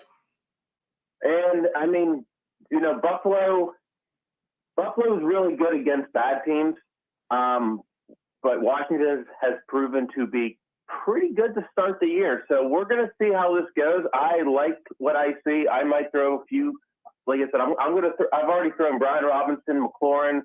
I've already thrown a Stephon Diggs and Dalton Kincaid, because I believe Dawson Knox is playing today, but Kincaid has been surging as their second tight end. But he got, I think he got 6 targets last week's game, and, even against the Raiders. So I don't mind any of them. 2 touchdowns. By the way, good.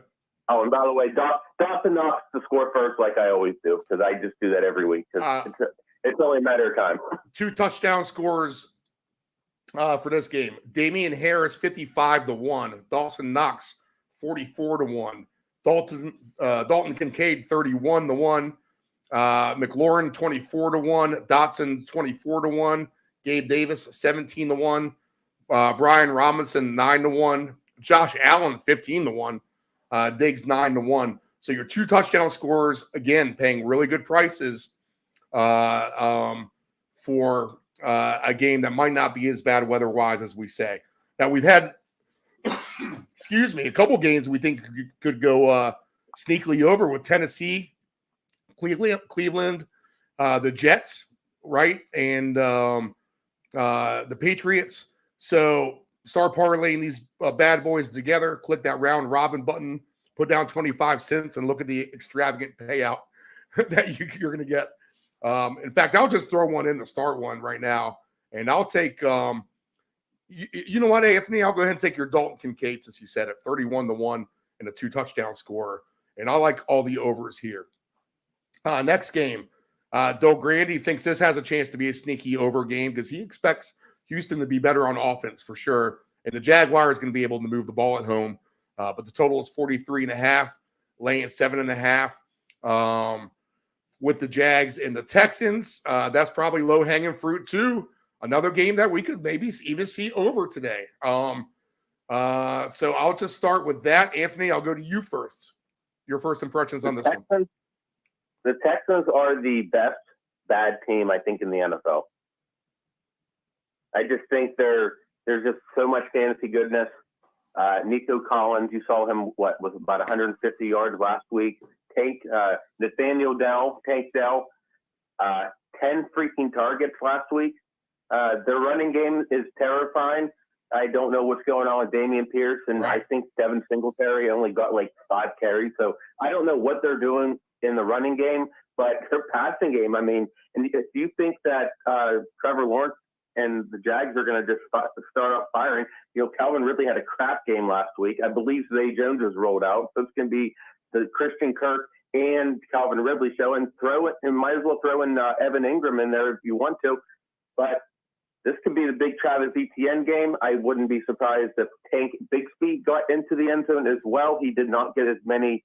He didn't get as many carries as we would think would have got against the Chiefs last week. But they're playing the Texans, and the Texans stink against the run. Look what Zach Moss did to them last week. He got over 100 yards. Zach freaking Moss. What's Etienne Bigsby going to do to them? So there's a lot of fantasy goodness in this game. Yeah, okay. I believe this game is being played in Jacksonville, correct? Yeah, nice weather, fun game, outdoors, beautiful day. Let's take the girlfriend, get wasted, 65 degrees, whatever the case is. It'll be warmer than that, I'll tell you that. Let's see what we got for weather. Yeah, and I was gonna say, especially if it's nice, and that one random suite where there's like a freaking like swimming pool. Right. That's so weird. That's the weirdest thing I've ever seen. Well, the pool will be full. How about this? 80 degrees, sunny, and humidity only 58%. So nice crisp day down there in Jacksonville. Temperatures will warm as the day goes, but humidity is at an all-time bottom for Florida. As the day even goes, 33% humidity at game time. That's in the third awesome. quarter. Yeah. So green light there on the overs. This is the first week we've been able to say this too for most of these games right out of the gate. Tried to made a little bit of a case last week on some of them, and the ones we did, we were right about. Green Bay, Atlanta, for sure. And in fact, I think the overs went 12-1 on Sunday last week. So keep that in mind. Could be another trend. We got a lot of low over-unders today. Lower than last week. Per se, which again, I don't know. We haven't got to this game yet. I'm not sure why the Detroit game is as low as it is either. So green light there for everything. I love Calvin Ridley for 2 touchdowns today. That was going to be my. We'll talk about that more later when we go for 2. But Ridley will definitely be someone I'm looking at for 2 touchdown scores. Dave, did we get to you on this? No, I was just kind of on the same line there. I think it's a good game for Ridley and definitely for Etienne as well. I believe I have him in one of my fantasy leagues, so I'll be cheering him on to do some nice things. But I think the over is in play here for sure. And I think, Steve, with the Jaguars looking to bounce back, that you could probably even move this spread some too. Dameon Pierce has been really disappointing for me. I think I've taken him the first 2 weeks just because I feel like he was getting in there last year and not so much as of right now. So I would probably pull back from him. He's getting a plus 160 number for one. But, Steve, I think it's going to be an alt spread or an overplay. Other 2 touchdown scores today. And I'll throw one in this parlay I have going on. And this is already crazy. Nico Collins, we've heard his name twice now from Ant and Del Grande. He loves him. 26-1 for 2 touchdowns for him. Tank Dell, 41-1. Christian Kirk, 16-1. Ridley plus 950. Pierce plus 1,300. ETN plus 370. I'll throw in the Dalton Kincaid, Nico Collins parlay together. And I'll just tell you right now that just those 2, $5 pays $4,315 if those 2 guys can score touchdowns today. I mean, literally, what does 50 cents pay? 50 cents still pays $431.50. So why would you not even try that, right? And we'll build on this parlay as we go along. And I think, I get just another green light overall. This is a game I would be worried about, to be honest, if I want to get to a total of an over. The injuries scare me. I know you like them as Survivor, Dave. The injuries scare me. And Minshew's a better quarterback than we know. But what kind of continuity is there going to be on both the offenses here? So I'm going to pump the brakes on the super over in Baltimore. 43.5 is the total, -8. I do expect a big day from Lamar Jackson. I will say that. Dave, you think the Ravens can get by pretty easily? Again, go ahead and tell everyone why. Yeah, Steve, I think it's a Ravens day here. The Colts, now they have shown a little bit more than I They won nicely last expected. week. They won nicely last week. So, maybe it's not as such of a walk in the park, but I think Baltimore is really kind of – I just see them getting the job done at home. Over, under, I have at 43. I'm not so sure about that, but I tell you what, who I will take, because he's gaining momentum every week, seems like, is Zay Flowers. I have him on my fantasy team, and I feel like he was kind of a sleeper. Not many people were putting stock into him, but I think he has a chance to be, a really good receiver in this league. And if Baltimore is going to air it out a little bit more, I have Zay Flowers at plus 185 for a touchdown, and that's probably what I'm going to come back to, Steve. Ant-Man, go ahead. Hold on 1 second. Okay. Love you, sweetie. Oh, Yeah, it's fine. so cute, so sweet. I know. So sweet and so cute. Now, that's a funny term we use behind the scenes. Go ahead, Anthony. Oh, Dave, I 100% agree with Zay Flowers. Beckham's been rolled out. It's going to be the Zay Flowers, Mark Andrews show today. Let's see here. Touchdown scores for these guys. If we do lean Ravens, we'll start with the 2 touchdowns. Edwards plus 500. Lamar plus 700. Mark Andrews 11-1. Zay Flowers 18-1. Kenyon Drake. There's a Kenyon Drake sighting at plus 2,700. Who would you lean with on the Colts to get to, Anthony? Anyone you would throw a dart at? I mean, maybe Pittman, maybe Alec Pierce, but plus maybe 1,600. Zach Moss again. Who knows? Yeah, Zach Moss plus 950. All those guys I'm going to avoid for sure. Yeah, I don't know. Okay. I mean, maybe, yeah. Better plays on the board, as they say. But I like Lamar. I think Lamar could have a good day himself. All right, Atlanta. This is a fun game. Atlanta at Detroit. These are 2 dome teams. They both play in the Silver Dome. The Lions once did play in the Silver Dome, but they both play in the Silver Dome. And the Lions, that's a joke from the last few weeks, people, if you didn't get that. We've carried it on to week 3. The most consistent thing on the show is the Silver Dome joke right now. So the Lions laying 3.5 now. The line is up. 46.5 is the total. But if you like the Lions a -3, you've now missed out. You're going to have to buy that number back. Atlanta, all they do is kind of run the ball on you and score points, to be honest.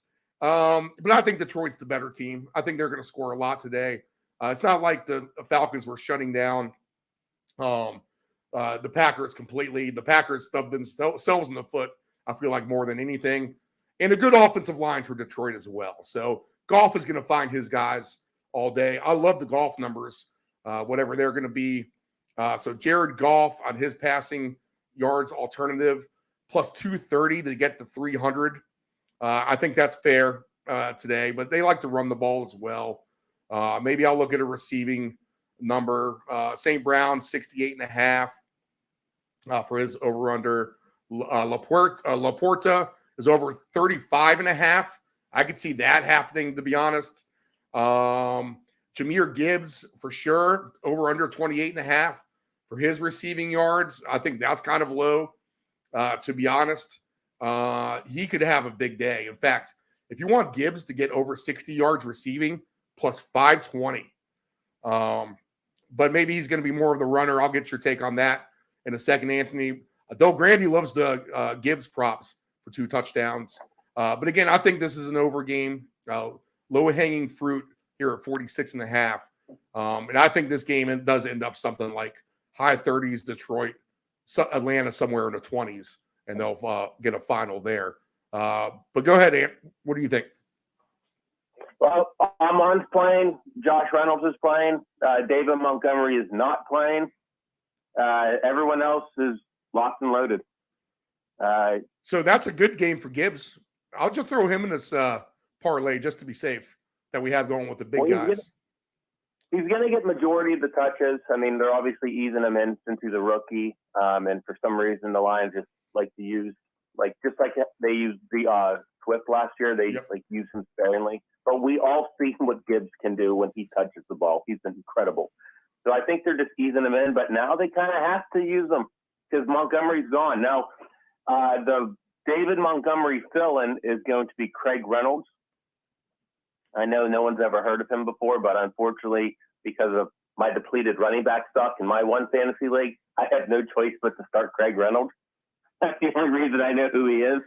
They also grabbed Zonovan Knight, if you remember him, who was recently released from the Jets. I believe they are going to have him on the roster, but I mean, unless you just want to throw Zonovan Knight for a random touchdown score. Look, this is one of the highest over-unders this week, right? Yeah, not really, but yeah, by standards, 46.5 is, but that's a lower number in terms of an over-under, I think. I think that it's is above lower. average, but it's not like they're saying this game's going to fly over. Right. You know? So I mean, like I said, I could see a lot of fantasy goodness with this game. You're playing in Detroit, and that's when Jared Goff is at his best, when they are playing at home. Obviously, even if they played in Atlanta, but they're still playing in Detroit. I'm loving everybody on this slate. Heck, I might even throw a Marvin Jones in there as well. All right, yeah, all right. It's a green light from Anthony. David? So, Steve, yeah, this is a game that I would expect to go over, but here's what I'm going to do, Steve, and I think you know what I'm going to do. The field, the one touchdown, one field goal at half. 14-1. There you go. So parlay that to the other one. That's a nice big payout right there. That's it, Anthony. Just a touchdown and a field goal each team, each half. It sounds easier than what it is. It really does. It has difficulty getting home, but you can imagine at some point it's got to happen. Oh, man, it'll pay off when it does. It will, and I'll be right there. Talking about paying off, boys, our parlay now of Dalton Kincaid for 2 touchdowns, Nico Collins for 2 touchdowns, and Jahmyr Gibbs for 2 touchdowns. $5 will pay you $22,027. All right, so green light on this game. Next game on the board. And we'll go commercial free the rest of the way out. Boys, this is going to be a pass for me. That's all I'm going to say, because I think this is right on the number either way. Y'all might have different thoughts. I'll lean on Anthony first, since he is our Lambeau Field expert. But the Packers at home, -1.5, 42. Why do I think this game is going to be 21-20 for a final score? Right there, pinged within the number. In fact, I said earlier in the show to Dave that you could do the teaser every way around and probably hit it right in the middle. That being said, I expect average numbers from anyone. So it's just your guess on who scores what. It looks like we do have Christian Watson back. But if you're going to put a gun to me and tell me to pick something, I'll take Chris Olave at plus 210 for a touchdown. Go ahead, Anthony. I like Olave more than anyone on any of the teams. Watson should make his return. Who knows how much he will be involved? Yeah, that's what I'm saying. Aaron Jones is a true game time decision, although they did just elevate Patrick Taylor. And Aaron Jones is off. Aaron Jones is off the list here. He's off the list, which means he's probably not going to play. But if Christian Watson comes back, I wouldn't be surprised if they. I can see him having a great game. I mean, he was limited in practice all week last week and this week, but he's just getting better. He has that hamstring injury. So, I mean, you guys know what Jordan Love's been doing this week or this year? I mean, 3 touchdowns week 1, 3 touchdowns last week. He's the second highest scoring quarterback in the league right now. Wow, yeah, good to know. Yeah, that's good to know. And he has had a nice season for sure. He's one of the quarterbacks we wanted to see more of, but he has learned and he has gotten better. I think there's just a tough matchup with the Saints today. That's all. The Saints, no matter who you are, make it a tough matchup for you. Right. I think that's just their identity. It's not like they're the prettiest team in the world. It's not like they're the greatest. I would want Green Bay to win this at home, but again, it's 23-20. It's the final score here. AJ Dillon scores once, Olave scores once, nothing special, etc. As far as any other Saints are concerned, today's the last week for Kamara's suspension, so he'll be back next week. Jamal Williams got dinged up last week; he's out. But the rookie Keandre Miller, or was it Keandre or Condre? I don't know. Kendre. I don't know. It's pronounced weird. Kendre Miller. Kendre, that's it. He's making his debut today, but I really don't trust any Saints running backs because you saw Tony Jones come in when Jamal Williams got knocked out, and you also have that dreaded Taysom Hill that always screws everything up. Miller plus 220 anytime touchdown. Taysom Hill plus 230. Dave, thoughts here? So I'm going to keep it pretty simple. And I'm going to go Jordan Love passing touchdowns over 1.5. Number's only plus 140, but it's a plus number, more of a parlay builder for me. But I feel good about him for 2 touchdowns. Honestly, if you think he can put some yards up there, Jordan Love for 275 plus yards today is at plus 520. So maybe That's take a stab at that. Yeah. Plus 250 is 250 yards would be at plus 270. So not the worst numbers there. All right, updated scores real quick. Arsenal and Tottenham 2-2. Brighton has nudged ahead of Bournemouth 2-1. All these games in the mid-60s minute-wise. Chelsea, Aston Villa 0-0. Liverpool has just scored 2-1 over West Ham for them. All right. Last 1 o'clock game. Mainly a no play for me, but I would not be surprised. I don't know why this spread is going down, to be honest. It's down to 6 now for Miami over Denver, 47.5. Now, this could be the rain game, to be honest. So I'm reluctant to do any props here just in case that is the truth. And the Broncos like to make games ugly and muck it up. Bad losers blowing the lead last week. But I expect Miami to win this game. And I wouldn't doubt if they won by 2 or 3 scores either.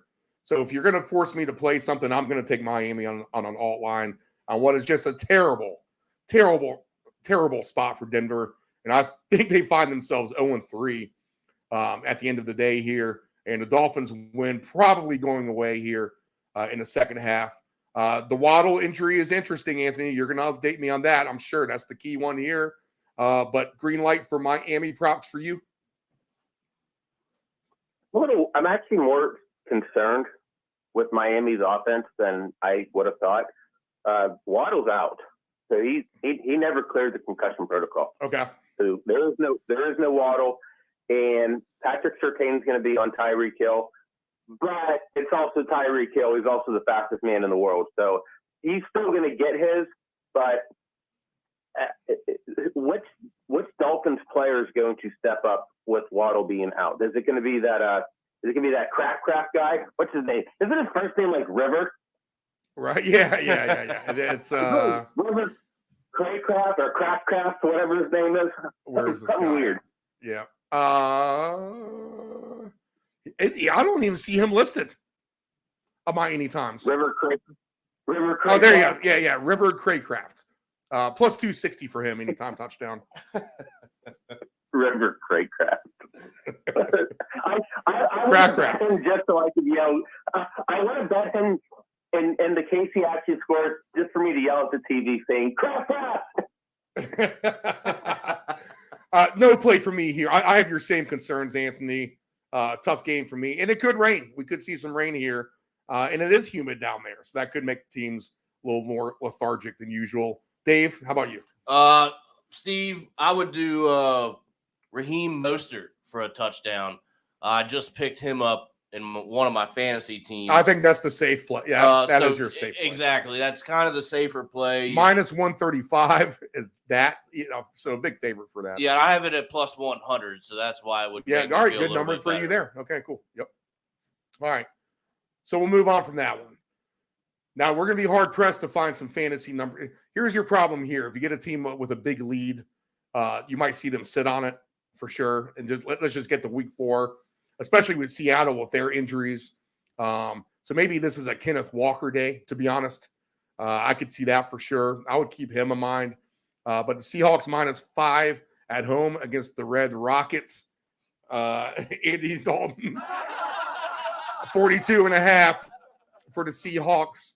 I'm not going to take Seattle on Survivor for sure. I had them kind of slated when I thought Bryce Young would be the quarterback, but he was announced that he would not be the quarterback this week, as he's a little banged up and he needs to sit on the bench and reevaluate his rookie life, because Carolina did not pick a great trade for the Bears, I guess. I mean, I don't know. Whenever you have the Panthers and the Bears trading for each other, whoever they're going to be drafting, either way is going to be a bad scenario for them.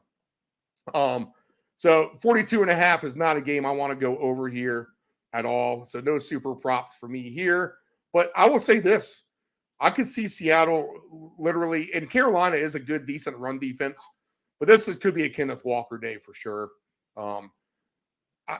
Maybe take him for 2 touchdowns plus 500. I don't know I think I'm going to hold off and not put him in that parlay.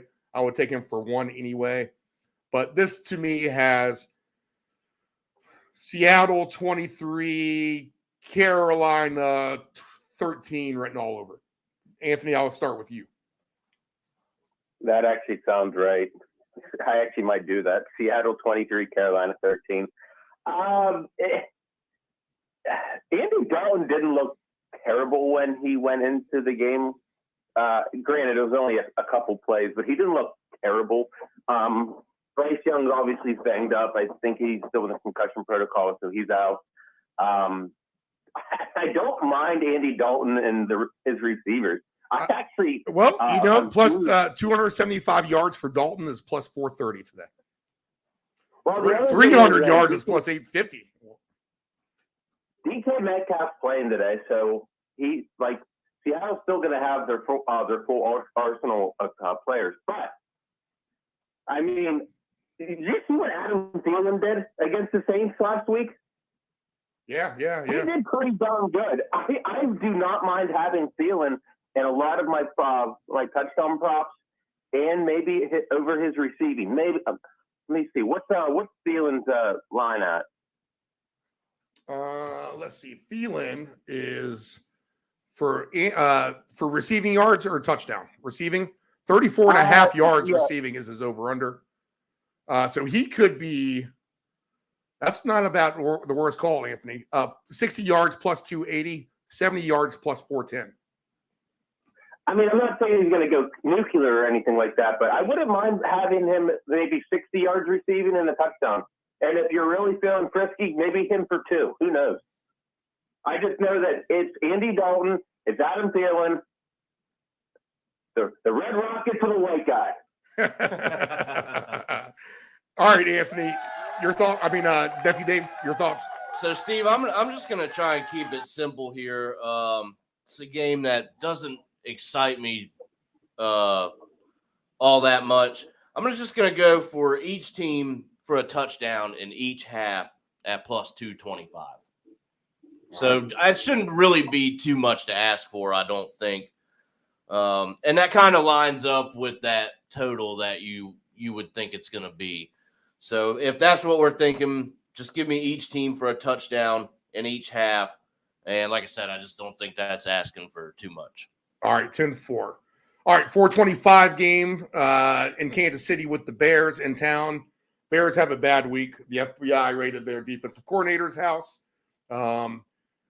I don't know who's guarding the stadium, but they let $100,000 worth of materials from the stadium, whatever, sound equipment or whatever, get stolen, only in Chicago, right?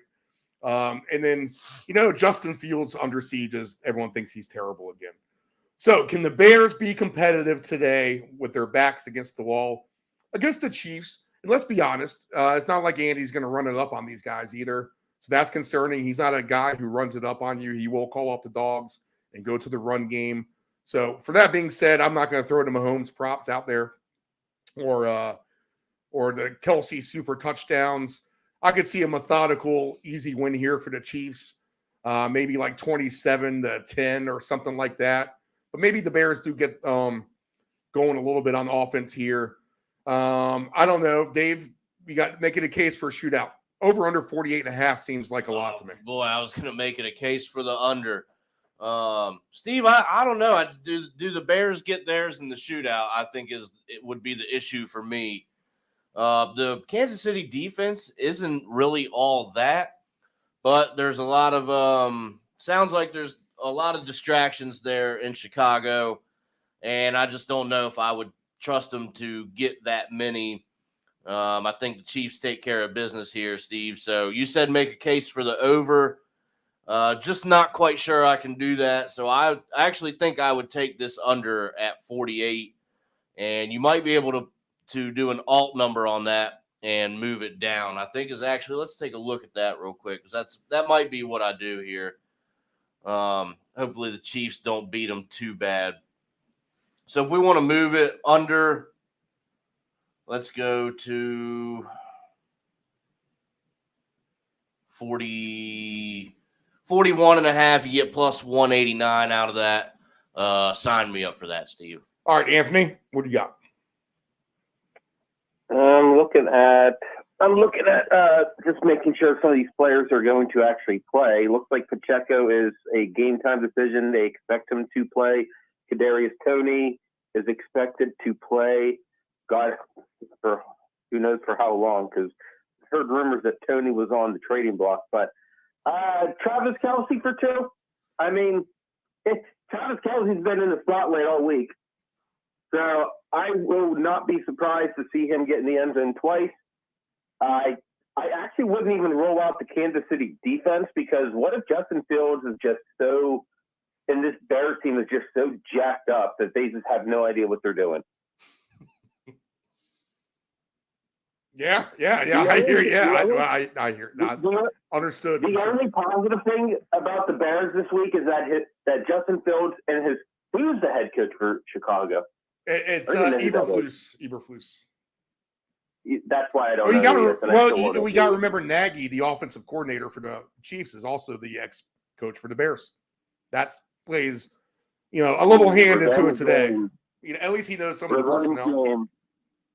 Well, anyway, the only spotlight for the only positive thing for Justin Fields and the Bears last week was that him and Eberflus, or whatever his name is, they hugged. That was it. That was the only positive thing you could imagine with the Bears.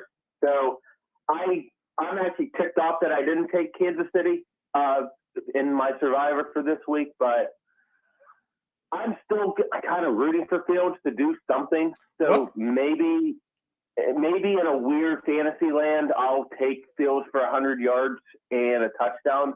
But I'm not happy about it. I'm just going to throw it in because what if this game is so bad and Kansas City's up so much that Fields just does nothing but run? They could go into some sort of prevent to and maybe a screen pass to DJ Moore or two. Moore would be the one guy I would look at. 70 yards for him is plus 260 receiving. 80 yards is plus 370. If you want to really get kind of crazy here, Cole commit 50 yards is plus 250. Now, Fields on his passing would be something I might be interested in.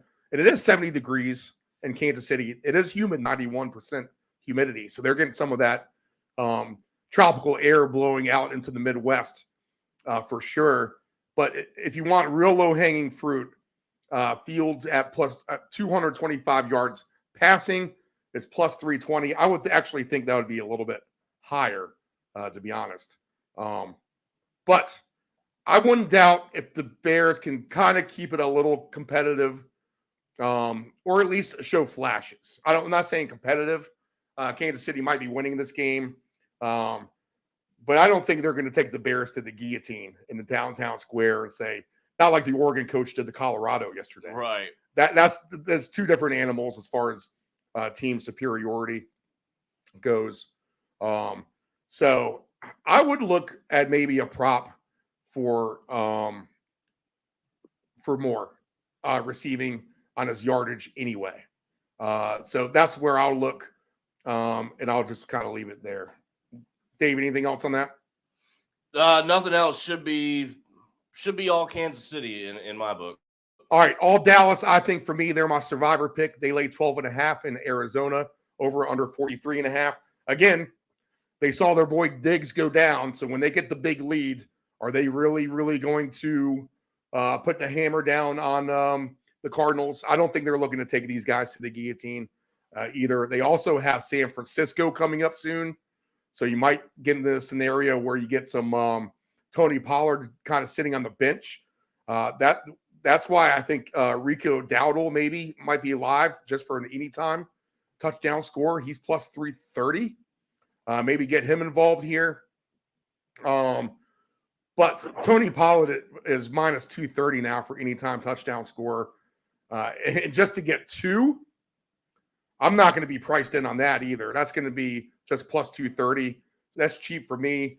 I'm not interested in anyone else for two touchdowns for Dallas, to be honest. Again, I just think this is a game where they win something like 28-6, to be honest. I would take, if anything, I would just take Dallas on the alt line. But this game does play under, I think, to me. So I'll just kind of leave it at that. Nothing really sticks out too much. But I would take a shot on Dowdle in some garbage time getting a touchdown. Dave, I'll start with you on that. You're the Cowboys expert in the room here.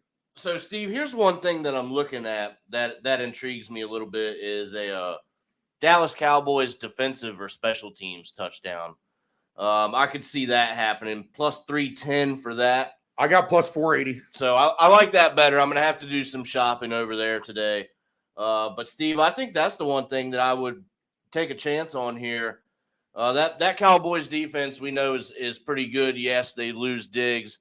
But I still think it's going to be one of the better defensive units in the league this year. And you see how they started the season. They're playing pretty well. I think the Cardinals are in the crosshairs today, Steve. All right, Anthony.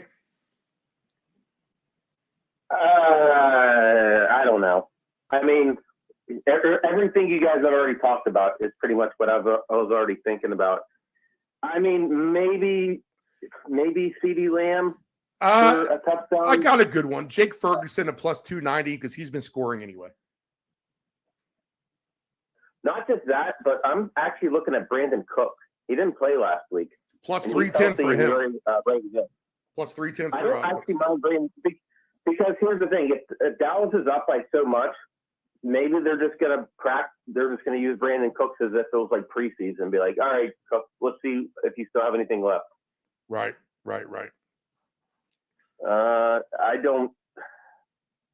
I'm not taking Pollard with anything. It just, there's the odds suck. If you want to just add him just for fun, by all means. Yeah. But you know what? A little tweak. We've had him heard before. Next thing you know is the Dowdle show. That's just kind of what I see. All right. Let's move on. Yeah, move on. Pittsburgh is in Vegas. Interesting game here. Steelers have underachieved. Vegas, you tell them they're 1-1 on 2 road games. And Denver and Buffalo, they take that all day. This line is now up to Vegas -3 from 2.5 over under 43. Should be a lot of Steeler fans in Vegas is the intel I have there. So this is an interesting game for sure. Devontae Adams, he is not even on the injured list. So that's good news for him. I can make a case for either or, under, over, Pittsburgh Raiders. I'm not sure what to make of this. So I'll kind of leave this to you. But Pickett definitely might not be the answer here in Pittsburgh. Anthony, you know Pittsburgh more than anyone. Give me an angle here, what we can look at. Well, Pickett stinks. Let's just start it off with that. But it was also a division game. A lot of crap that went on last week. And believe it or not, Pittsburgh has the Raiders number. They, for some reason, are always good against the Raiders. So, and I believe, and this is also in Las Vegas. Yep. I wouldn't be surprised to see. Good playoff game last year. Yep. This has 16 to 13 written all over it. A low-scoring game, a kind of boring game. The player I'm actually looking at the most is Jaylen Warren, the backup running back for the Steelers. He's on my fantasy. I'm wondering if he's worth a play. For sure. I got to take a look. I mean, Najee Harris has been absolute stink all year. Terrible. All year. Absolute 31 yards week 1, 43 yards week 2, and he's caught 3 balls. 3 catches all year. Granted, it's week 3. But Jaylen Warren, if my phone would ever load, I'll wait for it to actually load. But Jaylen Warren has been their spark. Obviously, Deontay Johnson's on the IR. Pickens is always, due for any kind of huge play. Crazy enough, Allen Robinson's actually kind of resurfaced himself as a decent player. And maybe even Pat Fryermuth. Fryermuth plus 270 anytime touchdown for him. Warren plus 160. Najee's plus 115. And Steve, I see that Pat Fryermuth is on your guillotine roster. Thank God. I was about to bother you. I'm looking at that right now, making sure because Logan Thomas was ruled out. Yes. I switched that. I switched that. I knew that was probably going to be the case. Logan Thomas can't stay on the field. No, he cannot stay healthy. Dave, your angle. All right, Steve. I think I like Pittsburgh in this one. I might make a money line play. Well, you're going to get paid if you take them on like -9.5. You're going to get paid good. Oh, absolutely. And they can win this game by 10. So I think there's some movement there. I think Pittsburgh is a little bit better of a team. Other things I would look at, George Pickens. I have him in a couple future parlays for, I think, 8 and 6 touchdowns on the year. So I'm going to be keeping an eye on him. He's plus 170 for 1. I would probably take that. But here's something, then when we go for 2, Steve, this guy's going to be on my list. I would take a shot with Josh Jacobs for 2 touchdowns today. Okay. That's a nice curveball there. Good Steeler defense pay, but Chubb was running the ball good on him.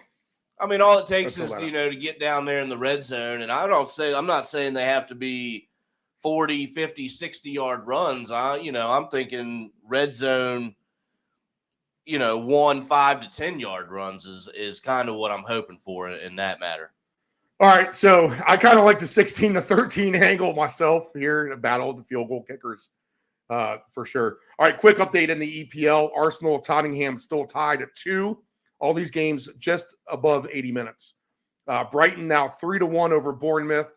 Aston Villa 1-0 over Chelsea, and Liverpool 2-1 over West Ham. That would make my ticket that I have going 2-2, which is not good enough. I was looking for at least a 3-1. So we will move on from that. Hey, I wasn't too far off. Stay competitive there for a long time there. Let's see here. Anything else for me on this? I don't know. I keep waiting for Pickens to get 2 touchdowns. It just seems to never happen, and it hasn't happened. He's only plus 1,900 for that. I'm worried about Pickett. That's all, more than anything. And Anthony, you just said it. You just said it. The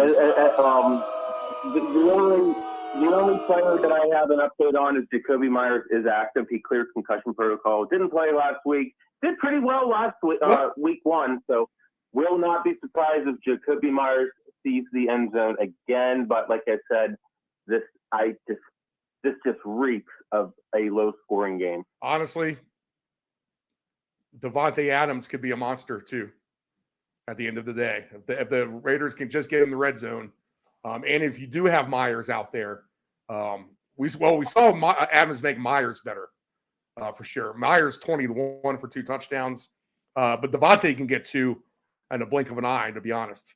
So at 10-1, maybe a good price for him. I'll throw him in as my final leg. In fact, we'll just do that for fun.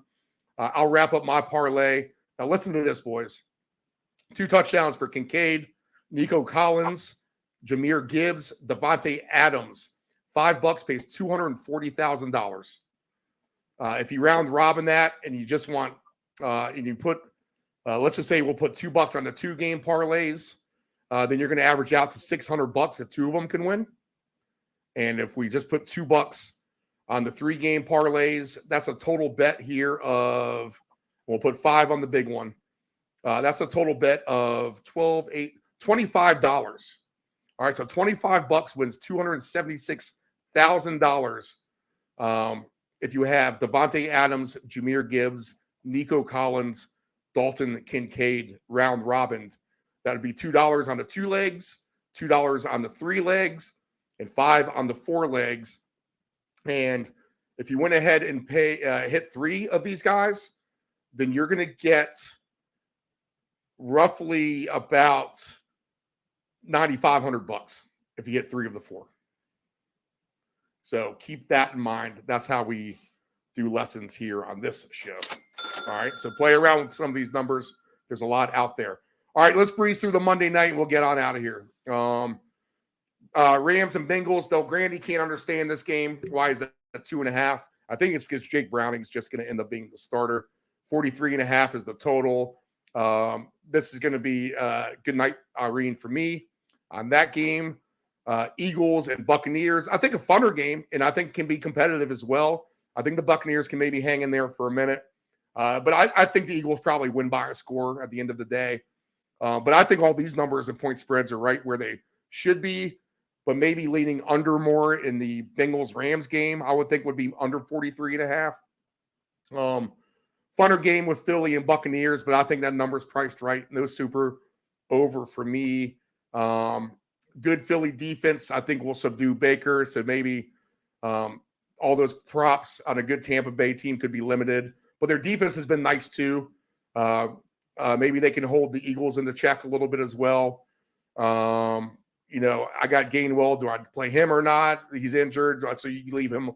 So whatever I did is I left him off, and I can play Tutu Atwell on the flex tomorrow night if I need to. So that'll be the plan there. I'll just group these 2 games together. Anything for you guys here? Give me some angles. Go ahead, Anthony. Dallas Goedert. He has been he didn't even catch a ball, I believe, in week 1. And they try to use him a little bit in week 2. I like Dallas Goedert, maybe for 2. So I was going to say, I had him on my fantasy team as well, and I am extremely, extremely frustrated with him at the moment. Dallas Goedert for 2 touchdowns, paying 20-1. If you put him in my little parlay that I have going on, you can't even bet $1. You got to bet 75 cents to win $1 million. So, yeah, with 75 cents to win you $755,000. So, you add tack on Goddard to my play. There you go, people. That's how you make a lot of money. Y'all both love Goddard. Case, man, it's just hard to make a case for anyone in that Cincinnati Rams game. It just is. This is if I end up drinking today, this is a Monday night, go to bed early, hangover Steve special. We can watch. I think the Rams have a chance in that game, though. I think they're showing a little bit right now. And I think Cincinnati could be in danger of starting the season off, very poorly. All right. How about that, Anthony? Talk about the Bengals real quick without Burrow. That kills all their fantasy numbers, doesn't it? Pretty much. I mean, it's crazy. I'm actually looking at my guillotine right now, and it's, do I start Allen Robinson or do I start Tyler Boyd? And it's miserable. I don't know what to do. I mean, T. Higgins had a huge game last week. I mean, I wouldn't be surprised if Jamar Chase did what we all hoped that he would do. Damn it. I know, right? Damn you, Kevin. Who's the Bengals quarterback? Then like Jake Browning. Jake Browning, yes, former Washington Husky, I believe, is where he came from. I could be wrong on that, but I think he did. Yeah, Huskies. That's it. So I honestly don't think I'm going to watch one play from that game. All right. So yeah, Steve. So when me and you were both hungover tomorrow, and I ask you if you're going to watch the game, and you say no, and then if you say you're going to watch this game, I'm going to say no. Yeah, that's where we'll be. Where's the chug one? I got that somewhere around here. I gotta find that after the off the air sometime. I have the chug little drinking thing, but it is off here somewhere. I can't find it now. Okay. All right. Guys, is everyone's favorite segment? Let's go for 2. Oh, that's the wrong one. Here we go. As we wait for the music to cue.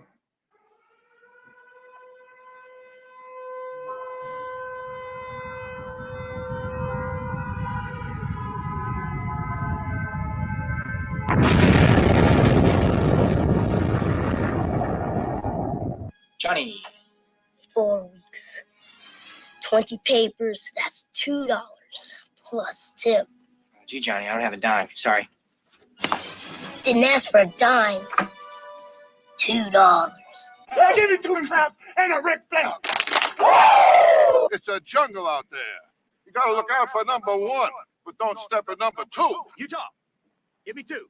And Jimmy 2 times, who got that nickname because he said everything twice, like... I'm going to go get the papers, Now, I need to edit that again because Sergio Brown, who was in there in the locker room, just killed his mother, is what it sounds like in Chicago, right? Did you see that in the news? So Sergio Brown, whose voice you just heard in this intro, not laughing, no laughing matter. They find his mother dead in the creek, and he's missing. Who knows where, if they found him yet at this point.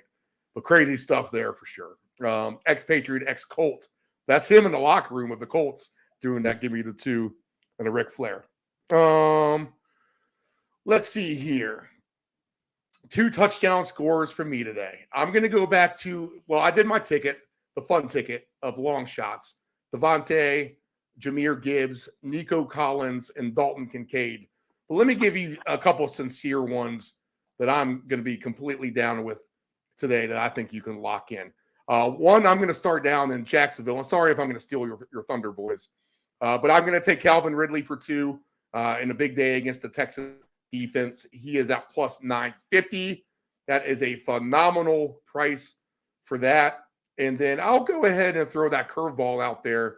And what everyone thinks is going to be a sluggish game. up in Cleveland, okay, where we could see some secret points being scored with these offenses. Any number of players could find their way into 2 touchdowns. Man, Treylon Burks, a plus 4,100, looks real juicy. But I'll go ahead and take Derrick Henry at plus 750. He's dropped that. So there's a couple good obvious ones if you like big name prop players. Henry and Ridley for me. Nephew Dave, your 2 touchdown scorers today. All right, Steve. So we're going to start off. I'm going to go with Derrick Henry as well. Oh, we'll pick someone else, or I can pick someone else if you're going to take Henry. Well, if you're going to take Henry, I'll take Treylon Burks at 41-1. And here you go. There's your thunder for Henry. Well, whatever's fine. Josh Jacobs for 2. Okay. Little sneaky play there. So my long shot in this one is going to be Zay Flowers. I think finally, okay, there we go. He gets in, and then I know better than this, and I'm going to be kicking myself at the end of the day. This I can pretty much guarantee. I'm going to go Justin Jefferson for 2 as well. You know what? That's right, man. You can never find. I got to lock him in somewhere at some point. Zay Flowers plus 1,800. Jefferson, I think, is plus 650 today for his 2 touchdowns. You know what, David? I'll just go ahead and throw it back to your game real quick. We've seen Brian Robinson with a lot of success on the ground as well. So who are you going to trust when you get into the red zone against a good defense? With the Buffalo, if you're the Commanders, it's Brian Robinson time plus 950 for him. All right, Anthony, what do you got? I am going to go with Travis Kelce.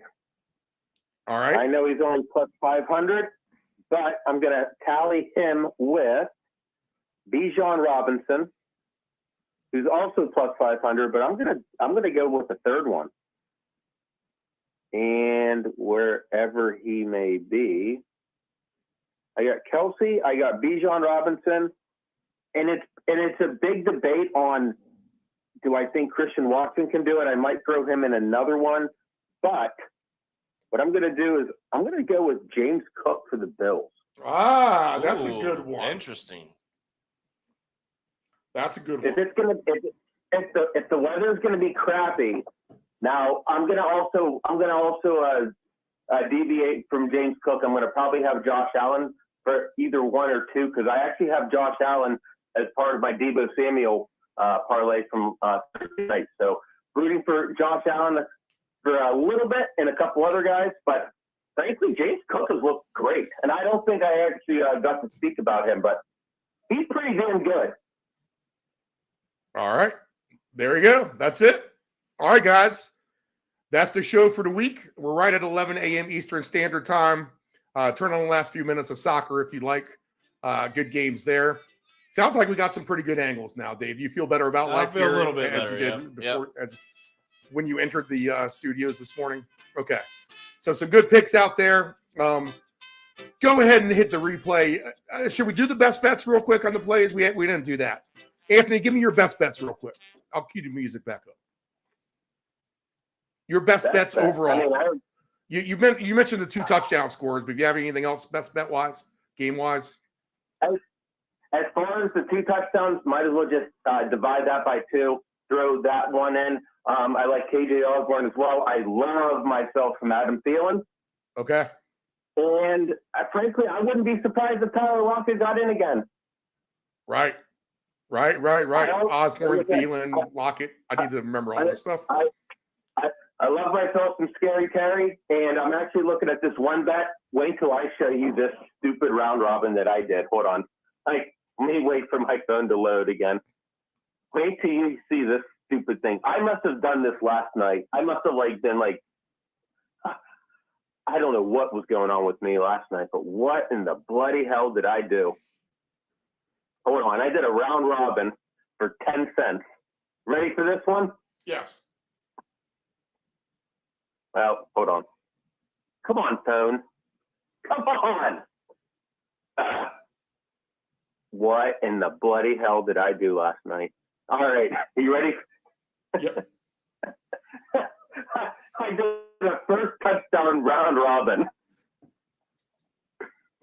Stephon Diggs, Keenan Allen, Jawan Johnson, the Jets defense, Amari Cooper and Cortland Sutton. 10 cents. Want to know what that pays? $300 million. Well, it's $1 million, so. Okay, there we go. To the max. I like it. All right. Hey, your price did, man. So this is your, that's going to happen before your 4-pick numbers. Right. 4 numbers swing through, and the prices are insane. All right, Dave, your best bets. All right, I got Jacksonville minus 13.5. Each team to score a touchdown and a field goal in each half in the Falcons game. And then I have Kirk Cousins and Jordan Love for 2 touchdown passes today. All right. Good stuff all there. Now I'll cue up the music. My best bets, I'll fly through them. Maybe a sneaky over in this Cleveland Titans game. I'll take Henry or Burks. Vikings-Chargers flies over. Sneaky over in the Jets-Patriots maybe, with the Pats winning big, I think. Bills-Commanders, sneaky over as well. Not a hurricane scenario here. Spread down to 5.5, by the way, for the Commanders. Maybe lean on Robinson here, but I do like the Kincaid angle. I think Jacksonville rolls too. This game could go over.